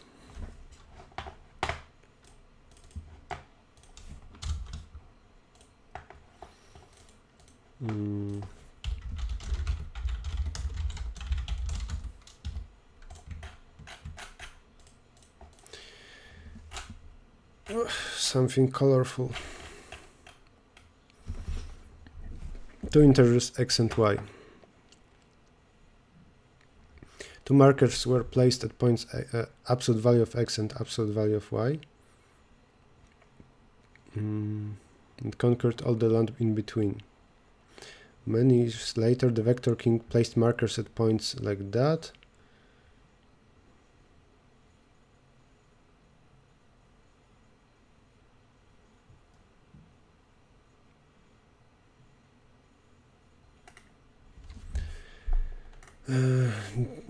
Okay, so first somebody put stuff at values, absolute value of x and absolute value of y, and he colored everything in between. Then the other guy took absolute value of x minus y and x plus y and colored everything in between. And that other interval completely contains the first interval between these two. What are the values of x and y?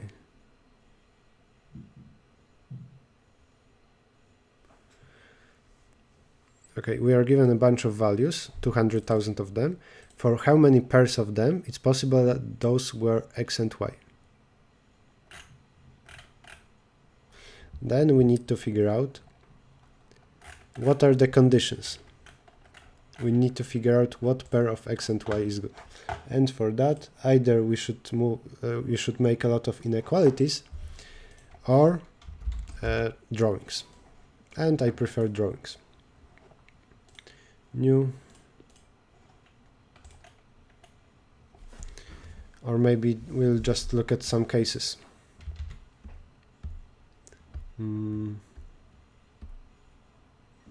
Okay, there was. This is 0. This is, let's say, 3, and this is 7. This is absolute value of x, absolute value of y. So x is 3 or minus 3, and y is 7 or minus 7. Now, what can be absolute value of x minus y? There can be many, because x is minus 3 or 3, y is minus 7 or 7.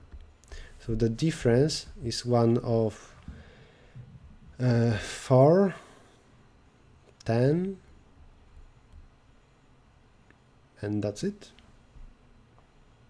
Yeah, I think so. And absolute value of x plus y is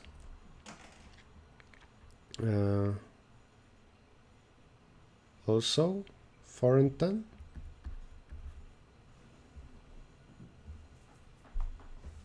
Is that so? 7 minus 3. Yes, I think. Okay, because plus y can take same values as minus y, because we know the absolute value of y. If y is 7, then minus y and plus y are both either minus 7 or 7. And in this case, an interval from 4 to 10 wouldn't cover this one. But that 4 is just value 7 minus 3, and this is 7 plus 3. So I think for positive values that are given, x and y. Oh, wait a moment. We know exactly what is x and y. Okay, never mind for a moment. So this doesn't count, but what counts is, I guess, we want the difference to be smaller than x. We want, let's say that we have x smaller equal y, then the big interval should be from y minus x, y minus x, smaller equal x, smaller equal y, smaller equal x plus y. Assuming that those are all positive values, I think.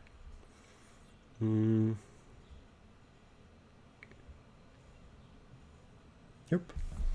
And this would, for example, be true, I think, for values 5 and 8. It's just that y should be at most 2 times bigger than x. and then this condition is equivalent to y smaller equal to x. Okay, plus we have here some signs of x and y, but I don't think they matter, because here anyway we take modulus of them, like absolute values of them. Here we can change sign of minus y and plus y, and this will just swap the two things. So I suspect that signs do not matter. And it's about counting pairs xy such that one is at least 2 times bigger. Would that work here? 2, 3 and 5, and the only such pair is 2 and 5. Here 3 and 6, this is one pair. And what about 0? 0 and 5 would give us 5 and 5. This is incorrect. But 0 and 0 would be fine. But numbers are distinct, so 2 zeros are impossible. Okay, I think I'm done. Gather all the numbers, ignore the signs, compute the number of pairs such that the bigger number is twice bigger.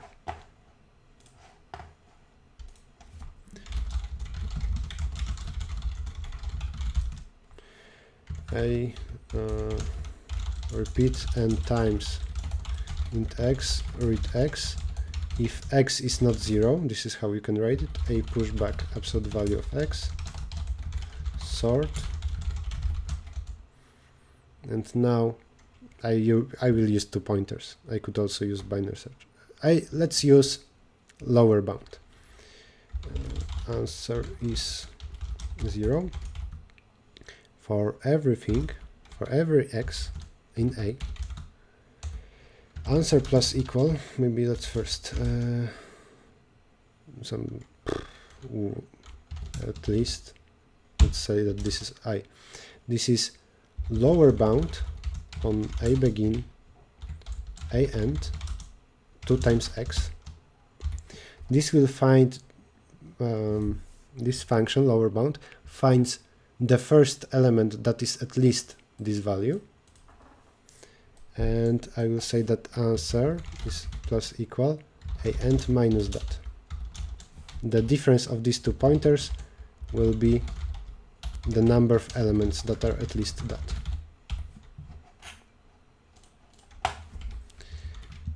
I got 1 instead of, oh wait a moment, I got a 2, and here I have 1 pair, so something is wrong. Or do I count pairs where I counted something incorrect? I need to count stuff that is at most twice bigger. The bigger numbers is at most twice bigger. So let's still, just to practice, use the lower bounds. So the upper bound will give us first bad value, one that is too big. Minus, is there something like find? Lower bound, A begin, A end, just x. This is my position, and this is that first bad position. And minus 1, because if my position is 5, first bad position is 6, then I don't have any pairs.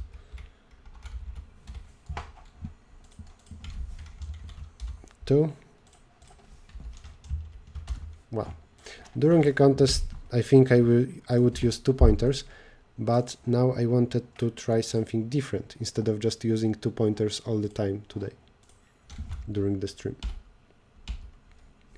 By the way, when you solve problems and something is hard for you, then you can just see what topic it is. And today I see that a lot of times I see something for 2 pointers. Okay, something was wrong. Maybe my... there are 2 possibilities. Either at least two. Either my algorithm is incorrect, or maybe this is not about looking for pairs that condition is true, or my implementation is wrong.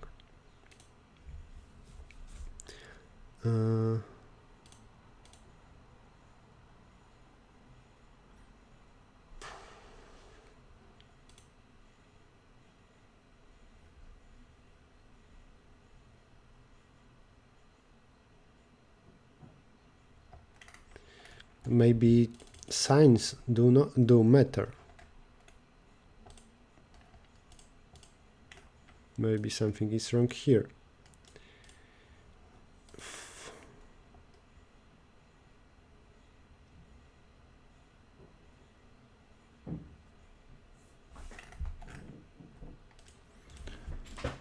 Oh.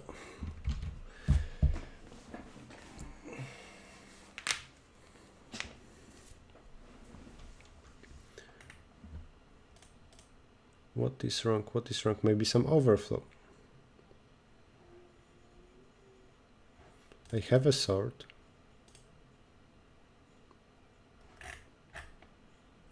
I got wrong answer. Am I sure that zeros do not form any correct pairs? Let's see, 0 and 5 will give me 5 and 5. This will not cover. Yeah, this is a bad pair.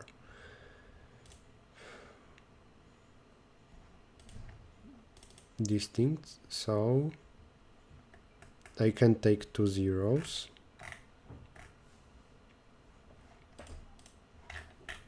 What if x is equal to 5? What if x is equal to y? 5, 5, then here I have 0, here 10. Correct. Oh, two equal values. Okay, see. 2 minus 5, 5. I got 5. It shouldn't be 5. Let's put upper bound here. And I should have iterated over index. Let's do that. I from 0 to a size. Do that. Actually, upper bound is not that necessary. I could just use I in some way, +1 or so. If I is at least 1 and a of I is equal a of I minus 1, plus answer. And x is a of I.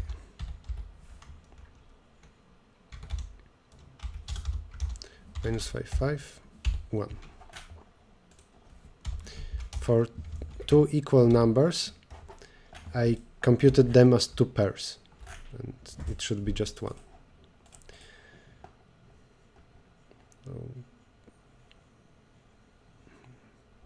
I don't do well in this contest. Already 2 wrong submissions, and each one means 4 minutes wasted. Next problem will be the cute sequences. I can already copy templates. And I think I can change title as well.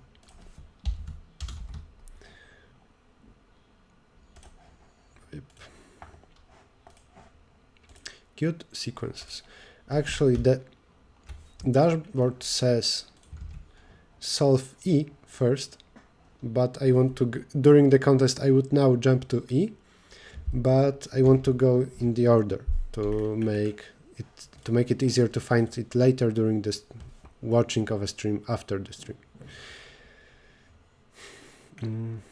Sequence blah blah of positive integers is m cute if for every index it holds that blah blah blah.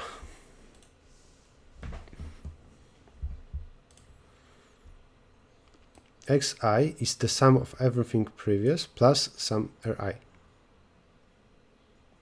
and ri is in this interval. You'll be given q queries consisting of blah blah. For each query you must determine whether or not there exists an mqt sequence whose first element is a and whose last element is b.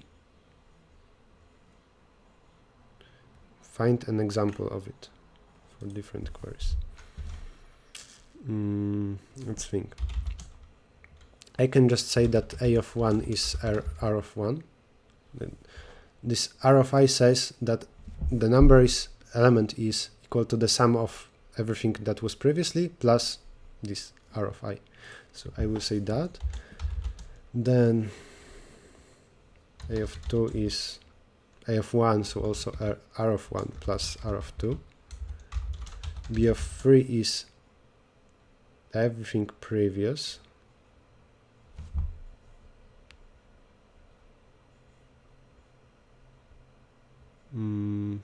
So 2 times r of 1 plus r of 2 plus r of 3.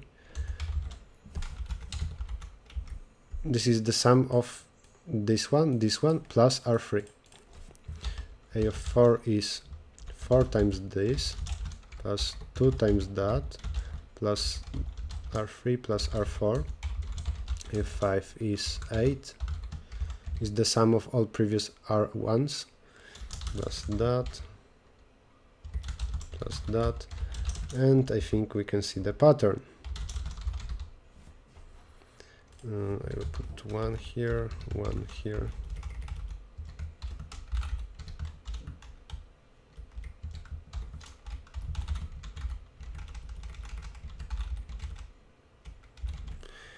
Should we tell you if we spot stupid bugs like the previous one? That's a good question. Maybe not. If I'm stuck for half an hour, it's a good idea. But if it's something that I just think about for 5 minutes, it's better if you see what I do when I have a wrong answer.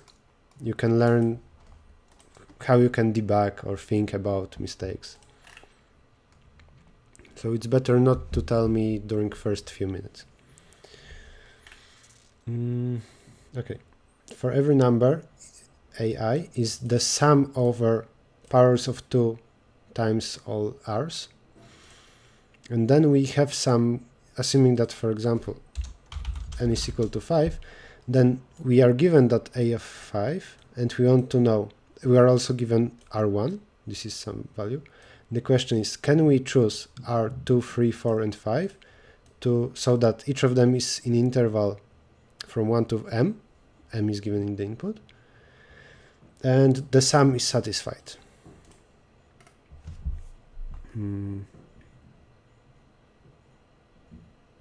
They call the length of a sequence k instead of n.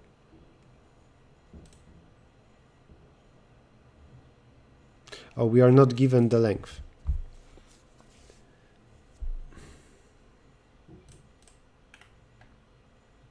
Okay.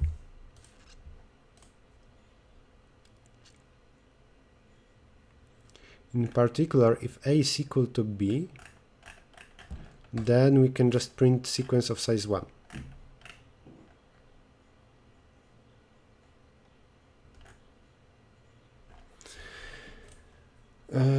And what do we do for those powers of 2?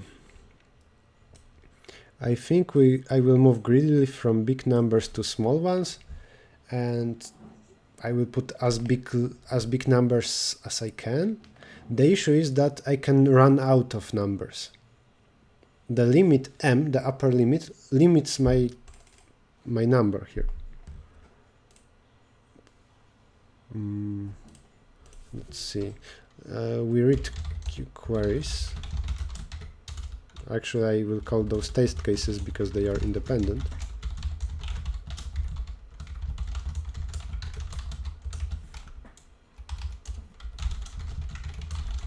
And we must be careful about longs and not overflowing anything. What do we have? A is the first. Okay, A, B, and M. I will call those numbers from the input uppercase. I mean, I will name them this way to distinguish from my arrays. And maybe I can iterate over length if A is B, first of all. Then just put that. So say length and then that. Okay. 1 and then just a, return. Otherwise we need bigger length. For n from 2 up to 50, they allow me the length up to 50.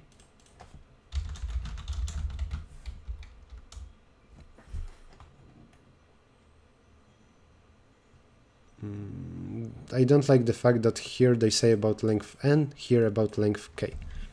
That's strange. First of all, the last number will be some power of 2 times that first number, so this is a. I will write it down. A is r of 1, b is a of 5, like of n.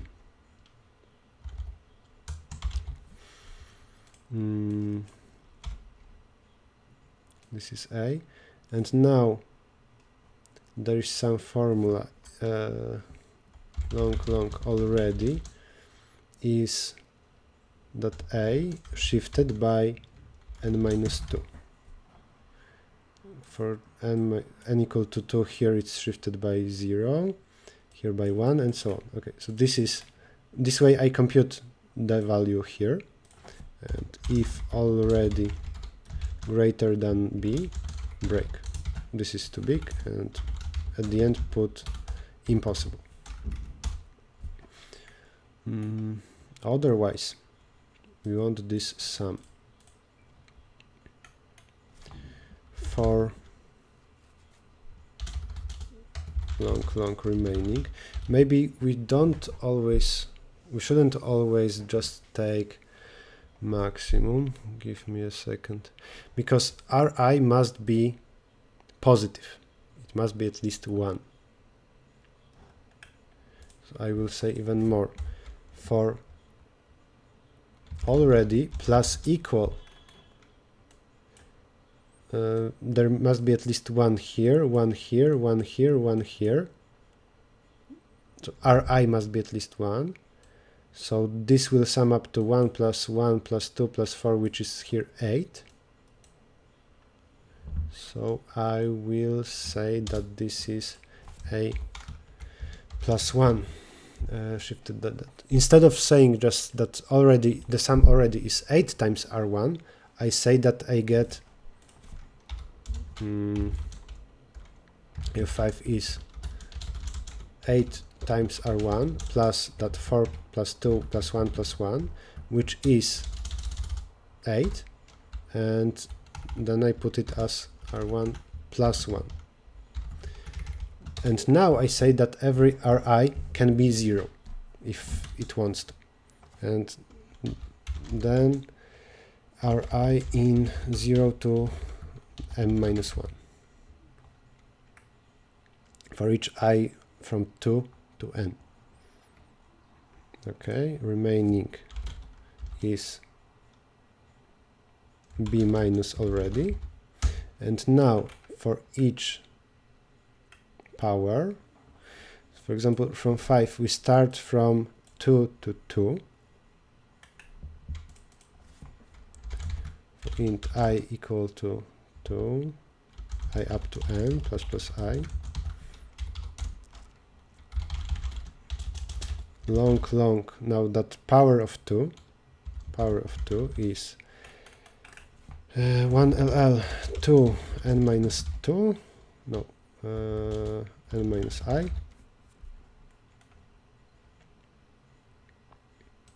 that would give here 8. So it's n minus 1 minus 1 maxed with 0. I think that's the exponent. We can check on example. Often the mistakes plus minus 1 you can just check on example to see if maybe this should be plus 1 or 0. For n equal to 5 and I equal to 2, this will give me 5 minus 2 minus 1, 2. And indeed this is 2 to the second power. Then this is one smaller, and this is maxed with 0. I think it's correct. Then times is minimum of remaining over P2, how many times we can take this power, with what multiplier, not to exceed the value remaining that we still need, and minimized with m minus 1. That's the limit. And we say, what do we say? Remaining minus equal times p2. Now, if remaining is 0, then puts ok and return, but actually we should find the sequence. What is wrong? Expects ampersand missing. Copy the sample. Ok. And now we need those values.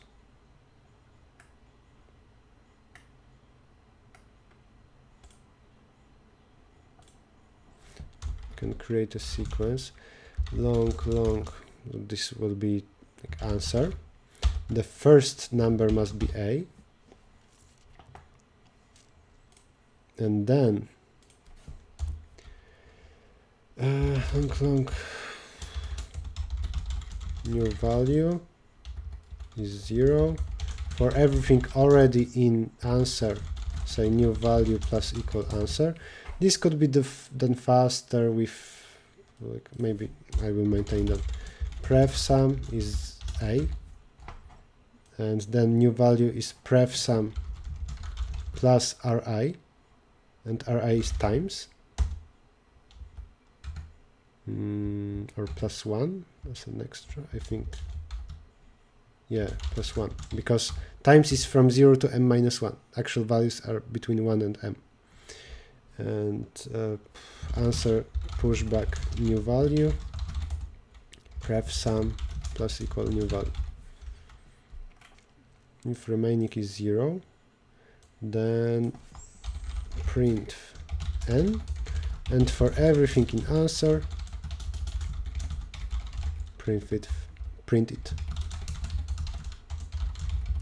You can also notice, cool thing, if you want to print size of something and then with spaces those numbers, then don't put space here after n, just put space before every number. Then you avoid an extra space at the end, what is usually not important, but it is only better. Okay, I have a mistake like by 1 here. It looks quite strange.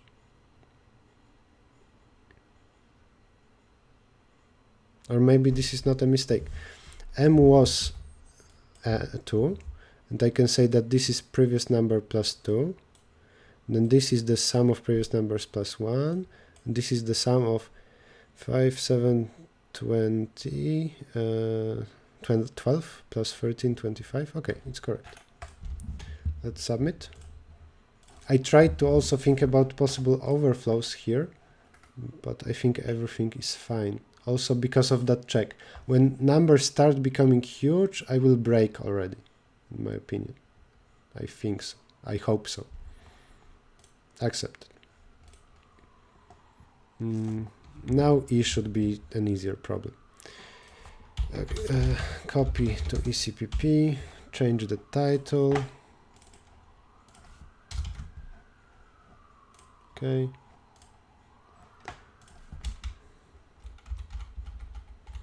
LCMs must be large.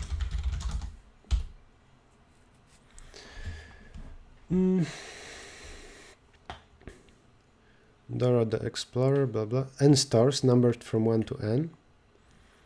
The if store offers a positive integer AI. M days. Every day she bought a single integer from some of the stores. So single integer, okay, some integers from some stores. Spyper the Fox bought a single integer from all the stores that Dora did not buy an integer from on that day. Swiper is her rival.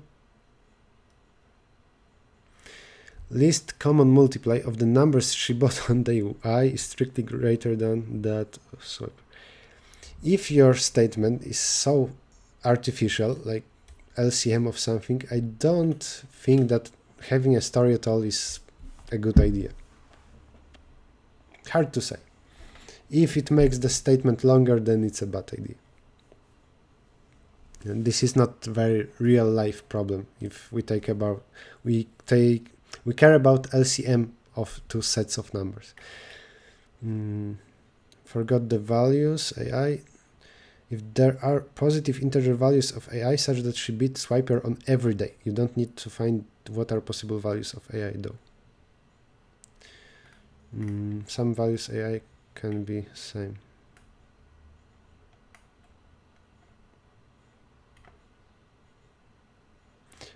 Also, if you put a subset of numbers from 1 to n as the input, just then put it as 0, 0, 1 and so on. This is easier to understand, to see what happens. Or maybe not, it isn't a very big deal. For each of m days, we have some subset of indices, and we want to say that that subset should have LCM greater than the complement of that. If n is equal to 5, I think in the first sample, if one of these is 1, 2, 3, it means LCM of numbers A1, A2, A3 is greater or greater equal, strictly greater, than LCM of A4, A5.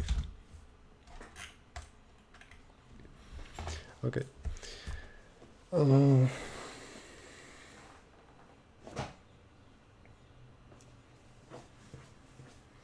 How to even approach that? We must say yes or no, possible or impossible, that all the conditions were satisfied. The first sample is quite easy, because in both sets we have shop 3, and possibly in shop 3 there can be a huge number with value 1 million. And then we win. LCM of those numbers will be bigger.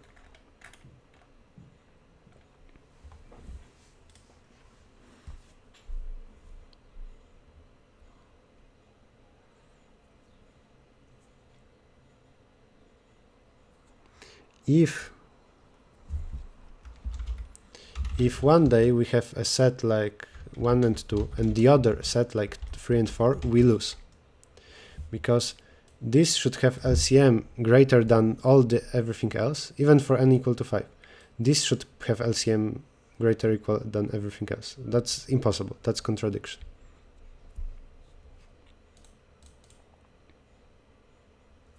Every two sets from the input should have some common element.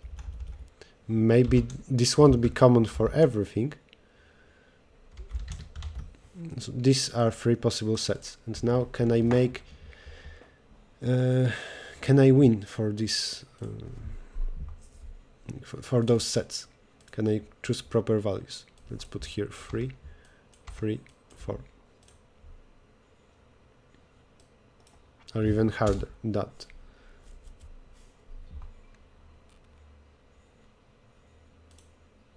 This is not harder.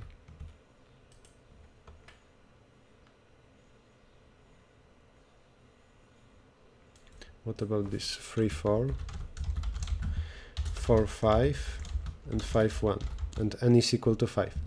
Each of those sets has size 2, so there is some disadvantage compared to the other 3 elements. Oh, but these 2 are disjoint, so the answer will be no. Maybe the answer is yes if every 2 sets have a common element.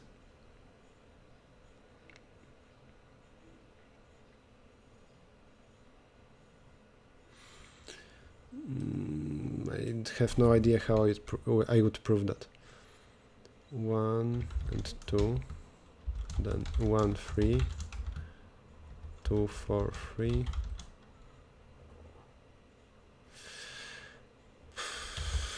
I don't know.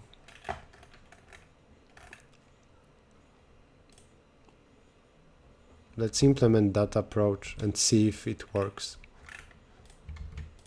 It should be fast. Max n is that. bit set of max n be of 51, read m and n for everything, for every day, read k times read x, and say b of that day of j is 1 for every 2 different days.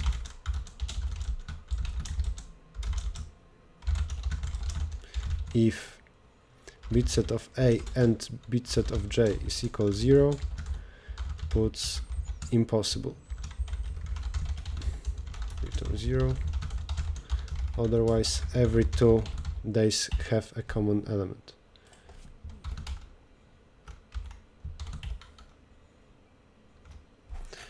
Let's try for samples. Impossible. Oh, first of all, this is so here I say possible, here impossible lowercase. Possible and possible. Oh. No, it should be impossible. Those sets have different stuff.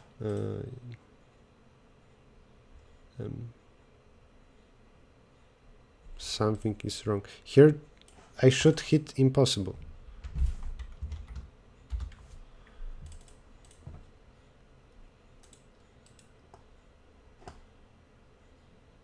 What happens? What happens? If run on into possible. Why? Do I make loops correctly? I think I have a silly mistake. Or I don't read the input correctly.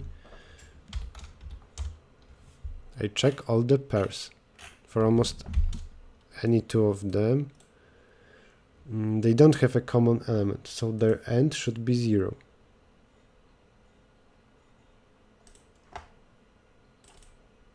Let's decrease that to, like, I don't know, 15, and let's print that if that's possible.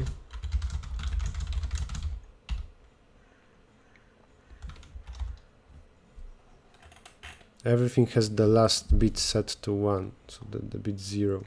Oh, j, I should use x.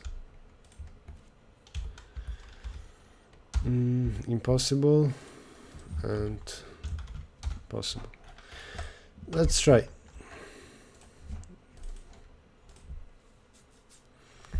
Sometimes, if you have no idea how to solve a problem, then assume that solution is easy. Might work. The approach might work. And also let's remember that there were a lot of accepted submissions.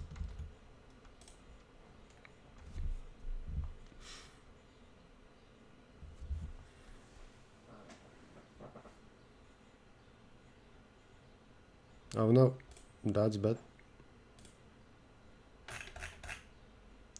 Wrong answer. Max n.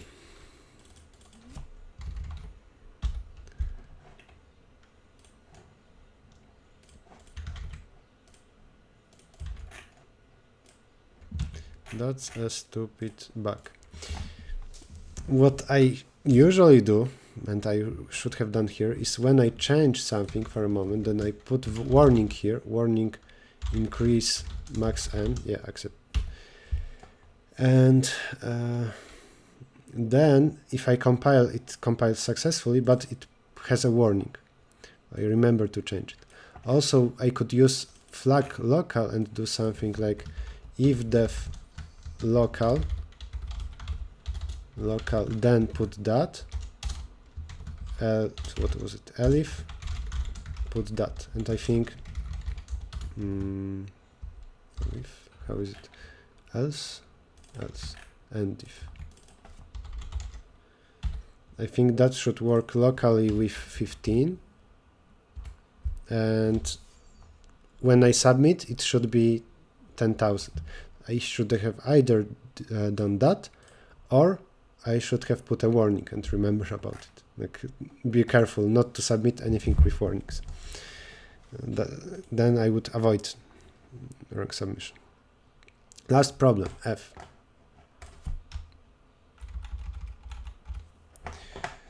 Title.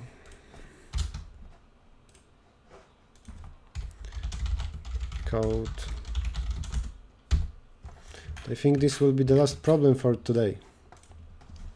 The stream lasts for 4 hours, and I will just finish after this problem. And cities. Some pairs are connected. Magic is unstable, so at any time new routes may appear between two cities. Wiki the Witch has been tasked with performing deliveries between some pairs of cities. How do you manage your mental energy? So many problems in one session. 4 hours isn't really that much. Isn't really that long. ICP contests last 5 hours, and they have harder problems. Marathon contests last 24 hours.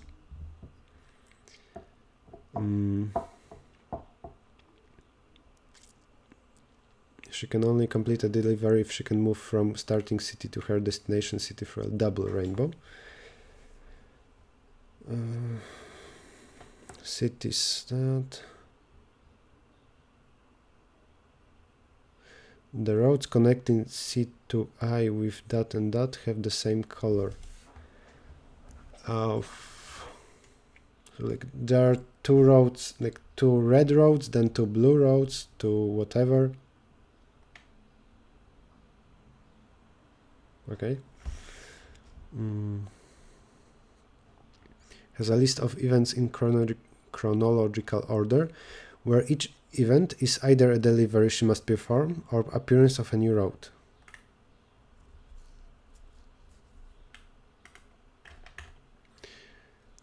If time limit is 4 seconds, which is quite high, and limits are up to 100,000, then often we should do something in complexity n square root of n.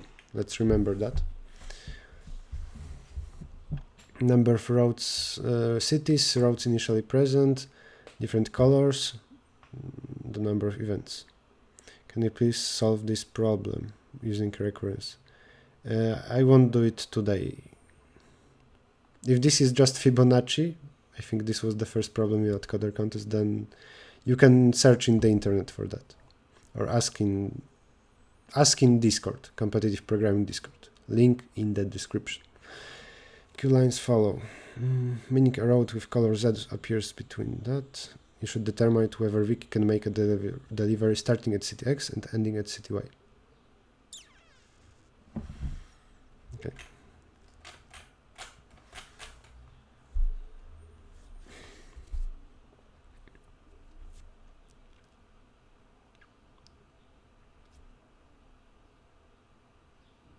I think that this will be similar to problem with clicks.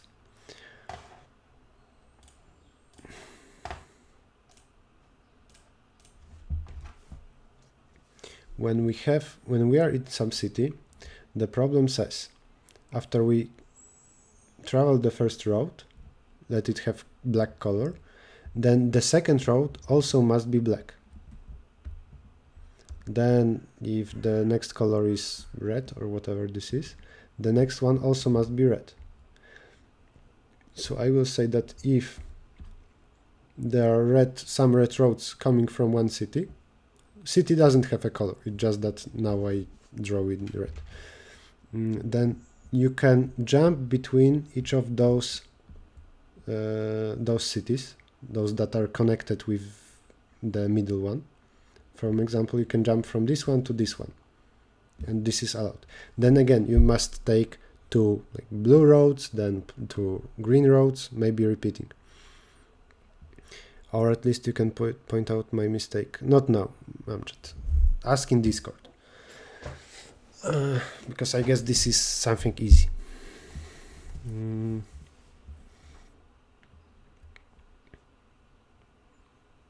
Okay. And now, when a new road appears, There was a city that was already had several roads, and this is new road that is also black.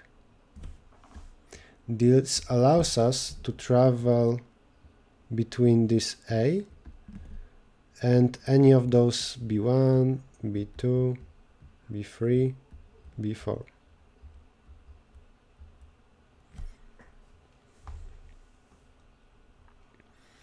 We can jump between A and any of those BI.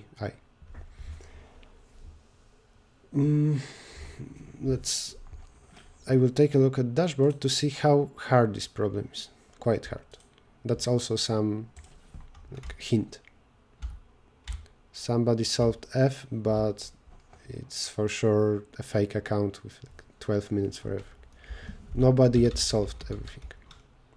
Actually, nobody solved in the top solved F. Okay, we can jump between A and anything there. I can create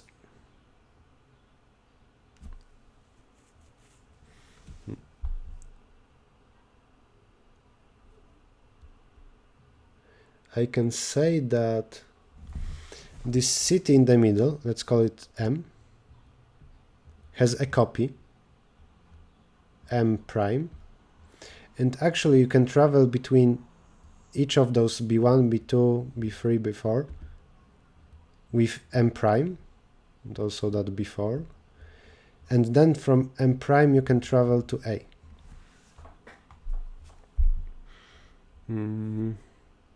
And I'm then removing those edges, because you cannot travel between M and something. You can just, I'm jumping by 2 every time. And now this graph allows me to go between A and any BI, actually between BI themselves as well.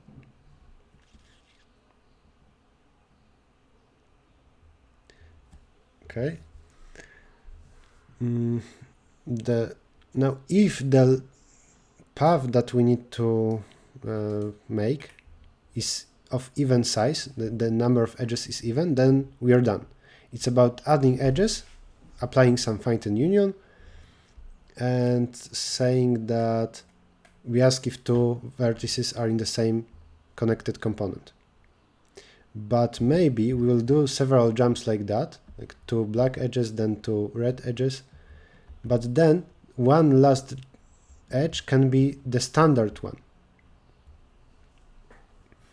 So I think we need to figure out the following. Given those 2 vertices from the input, can make a delivery starting at X.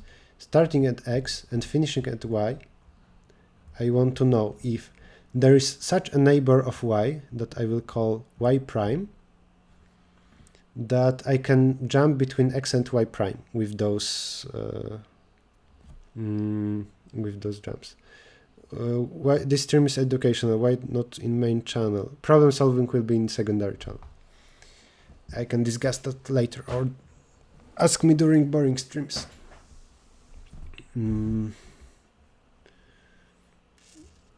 Y prime.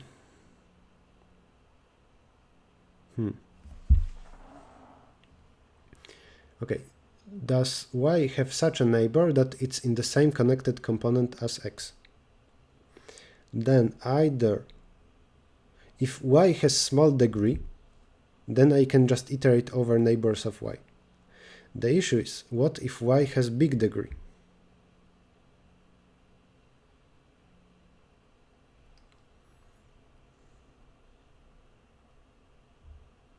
What if Y has huge degree? But then that's often the case with graphs and n square root of n complexity, that you split vertices into 2 types. Those with degree bigger than square root of n and those with degree smaller than square root of n. And there are only a few vertices greater than with big degree in the graph. So the number of vertices V such that deg of V is big, is greater equals square root of n, is smaller equal than square root of n itself, where n is actually the number of edges. There can't be many vertices that have huge degree, because then the graph would have quadratically many edges. And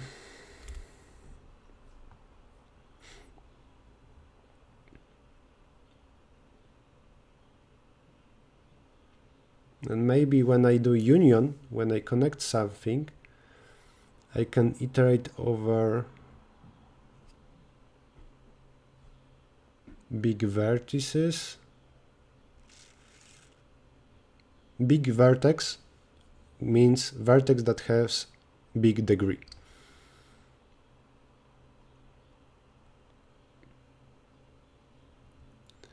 Big vertex. When I do union, I can iterate over big vertices and do what? Check if something changes for them.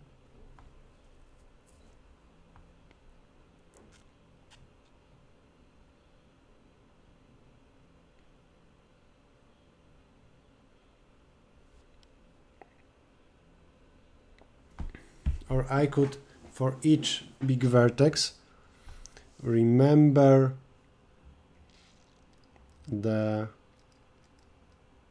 which connected components are among its neighbors.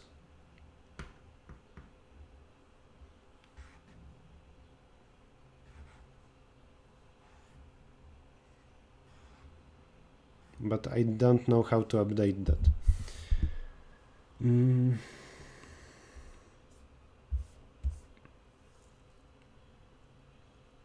I could also use some bit sets to store neighbors of something.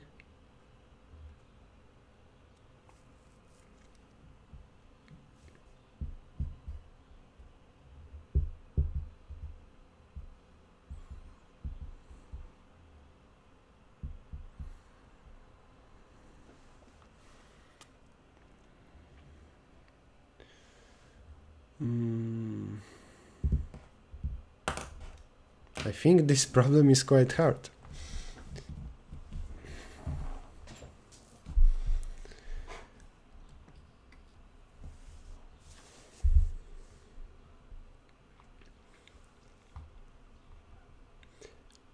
There are only a few vertices that can have big degree. For each query, I can just iterate over them linearly.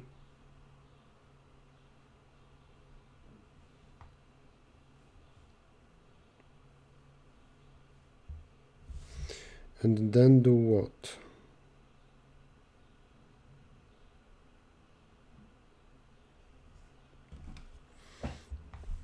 If that y prime has small degree, then when I do any union, I can iterate over neighbors of such y prime that changes, and notify all its big neighbors, big meaning big degree, like the y, that, hey, from now on, one of your neighbors is in this connected component. In connected component of number 5, for example. But then the issue is, what if both y and y prime are big vertices? But then I can, for a query, iterate over all big vertices and check if y and y prime are connected. Okay, so that's done, and I need to now implement it. Now some solution summary. Let's see how much time I'm left. 50 minutes, that's enough. The solution summary. Split vertices into big and small. Big means the degree greater than square root of m. To count degree, I first go through all the queries and count degrees, final degrees, to split into big and small. Then, when something changes with union, for everything that is being changed, like this vertex, and it's not big itself, I go through its neighbors and I notify them that, hey, you have one of your neighbors in connected component of number blah. Then also to deal with those jumps of size 2, for every vertex I create one fake vertex m prime, and I connect them just like I showed on the left. And then when we have a query from x to y and y is big, I also iterate over all other big vertices y prime, and I check if x and y prime is in the same connected component, and y and y prime are connected. Is this heavy light decomposition? No, it's not. Heavy light decomposition is something that is done on trees. This is not a tree. This is just one of many, I don't know, solutions with square root complexity. And the number of cities, edges, colors, I don't think this matters. Count colors and queries. Read everything.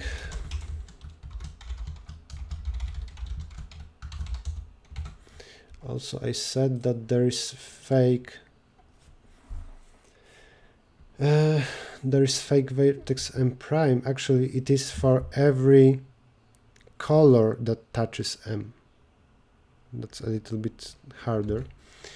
Oh, I didn't want to do that.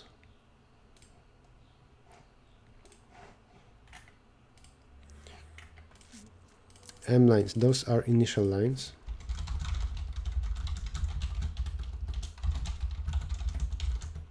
A, B, C. A and B are connected with color C. Add edge A, B, C.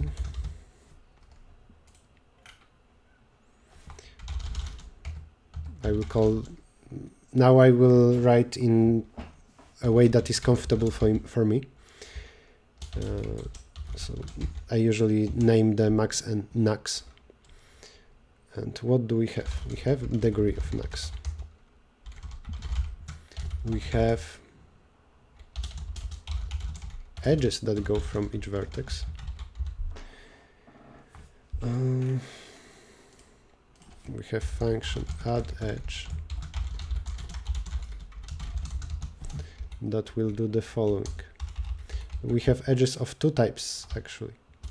The single edges and those double edges. Double is impossible to use. Not double, just what, rainbow? This is how we spell it? Rainbow, yeah.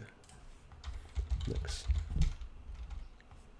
Single of A, push back B. Single of B, push back A. And now, 2 times repeat the following, and then swap A and B. I said that I create a copy of M when I create new edge between M and I. So here I will create copy of B, get ID from some vertex and some color. I will install a map from pair to code to int. This is 2id. Now if 2id count make pair AC, then return 2id of that pair AC. Else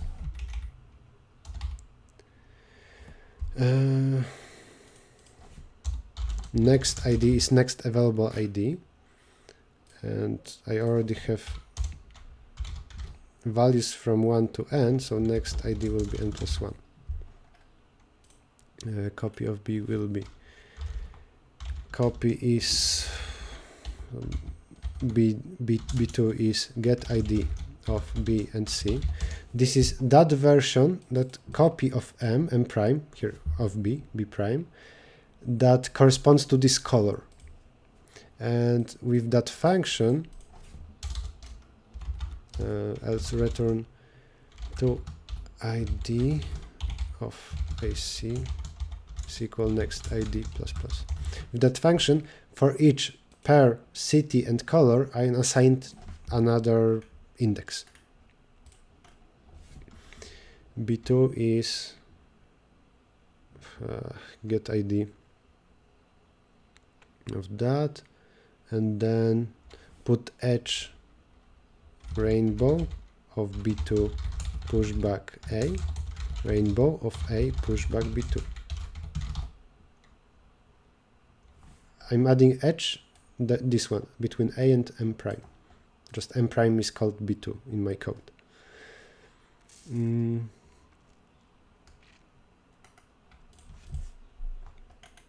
Okay, that adds edge. What else?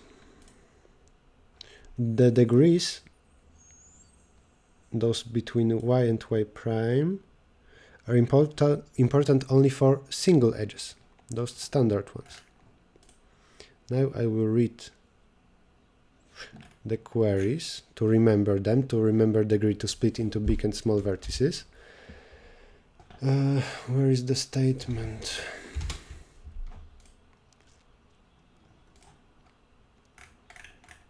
Queries.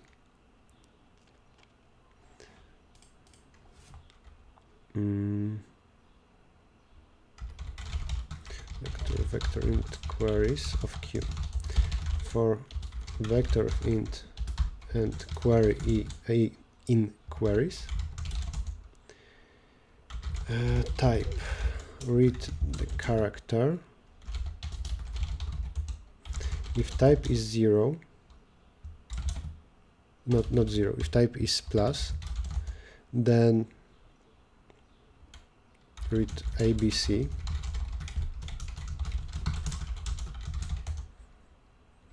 increase degrees, query is equal vector ABC, else AB, and query is AB. Plus degree of A plus degree of B. Okay. Now, according to degrees, I need to... What is wrong? According to degrees, I need to find big vertices. Not declared. Should be C. I can make this the same way I wrote it a line below. Per AC, okay. Then what do? I find big stuff. I can put some constant here that I will change later. And I will experiment a little bit with its value to know what it should be. Here for now, let's say that magic is 2. But here, warning, change to something around 300, 1000.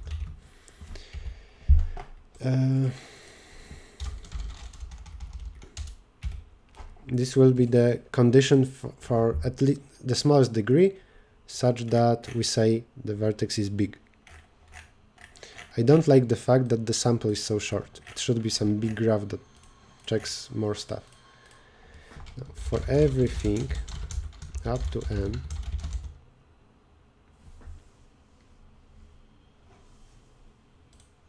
wait a moment, these are rainbow edges and these are single. Okay, only single, so only from 1 to n is important for me. If degree of A is at least magic,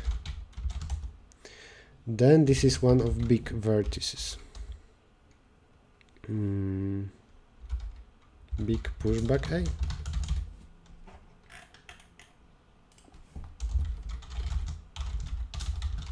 Maybe also is big of Nax. I will mark it as big.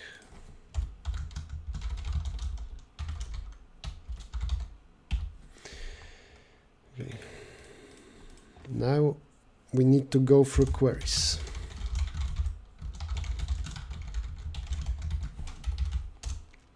If query size is 3, this is new edge. A is query of 0, B is query of 1, C is query of 2. Add edge of A, B, C, just like we do here. And on graph of rainbows, actually I don't even need to push back anything, I need find an union. Okay, so let's write my find an union. I have G, which is group of someone, and inf, that is vertices, inf of I, or maybe let's call that CC, no, inf, stores vertices in connected component number I. And this is the connected component or group of vertex I. We initialize that.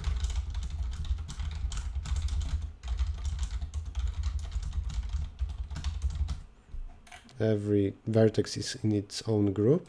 And here, I don't think I need to rainbow at all. I don't need to store those edges. I need some find an union. So this will be uni of A and B2.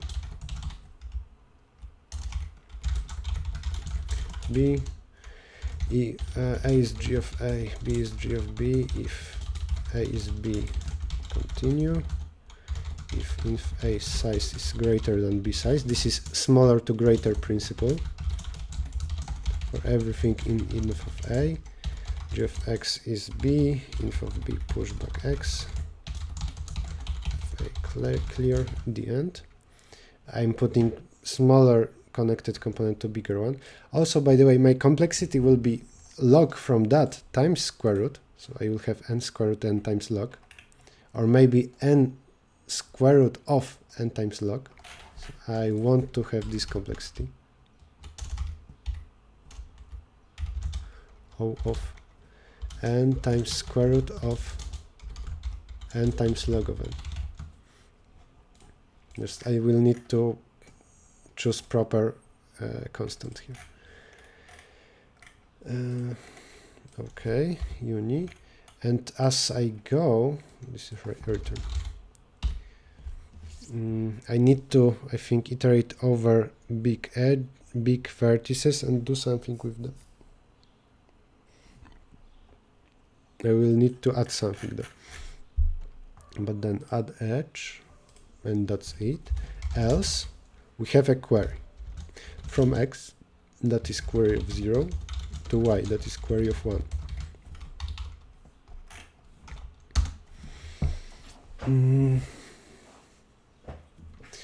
If G of X is equal G of Y, or just let's say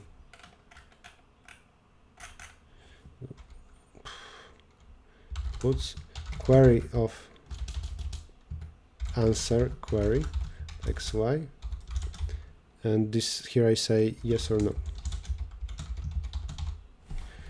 and let's have a function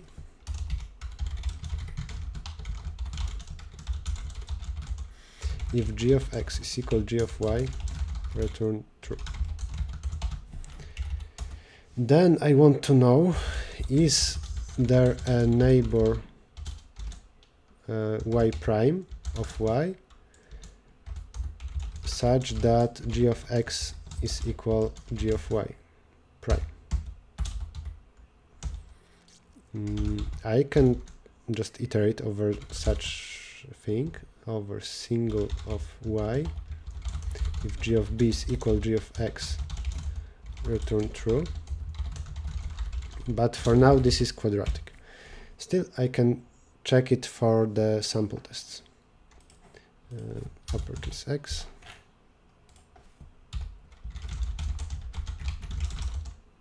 Yes, yes, no. Cool. I will copy this to memo fcpp. By the way, after the stream, I will put everything in my GitHub repository. If you want to use any code, feel free to do it or just read it. And now, instead of that, I will do if not is big of y, then do that. Otherwise, assert is big of y. And I need to check for int b in big other big stuff, if g of b is equal g of x, if this is another big vertex, and they are connected, b and y are connected, I mean there is an edge between them, return true, but I need to implement that. The last thing is that that neighbor of y, y prime, is not big.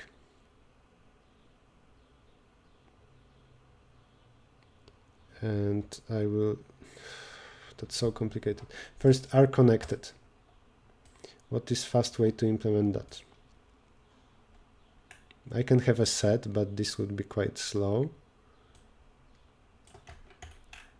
I will say also which big of Nux. Every big vertex will have its index.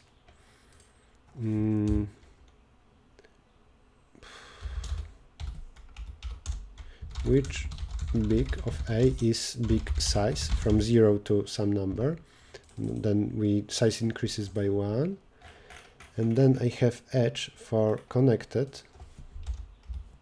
Well, big connected, be connect of, now what, let's put for now 4000 times 4000.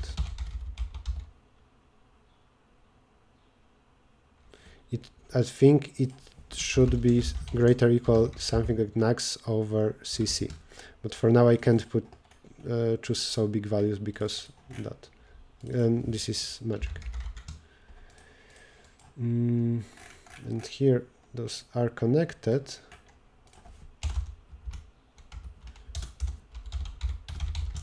Connected of A and B. Assert big is big of A and is big of B. Return big connected of which big of A and which big of B, with a single edge. And when we add edge, where is add edge? Here. If is big of A and is big of B, then A is which big of A, B is which big of B, big connected of AB is equal big connected of BA is true.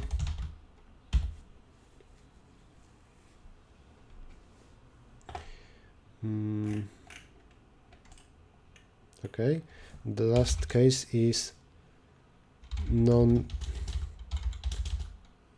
y is big, non small neighbor is in same connected component with x.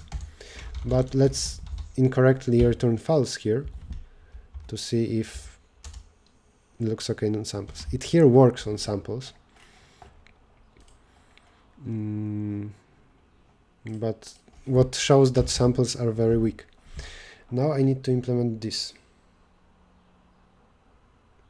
And can I do it? I think I don't have time because I need to do something before 5 p.m.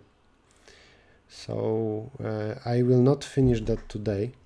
I need to go leave my apartment now. I wanted to finish, of course. I don't believe that everything else here is correct. I'm sure I made some mistakes. That's one thing. Next thing is that I think I will have to fight with time limit a lot. I will have to squeeze my solution. So it's quite dangerous. Okay. When I think I will finish that during some stream, or if not, then I will anyway record my fight with the problem. Yep, problems, codes will be later put in the repository. That's it, guys, for today. Thank you all for watching. So this was like 4.5 hours. I hope you liked it. You can suggest to me in Discord or Facebook which streams I should do more often, which less often, so I would be able to decide better. Next week, I think again I will make 3 streams, so hooray. And yeah, subscribe to this channel and Errichto, just without 2, and check out those 2 videos on the main channel, youtube.com/Errichto. Plus what? Yeah, subscribe, like, share with your friends, tell your friends about the channel, and thank you all for watching and commenting. Yeah, I need some comments in Twitch, like uptime. Okay. Bye bye, everybody. See you Monday.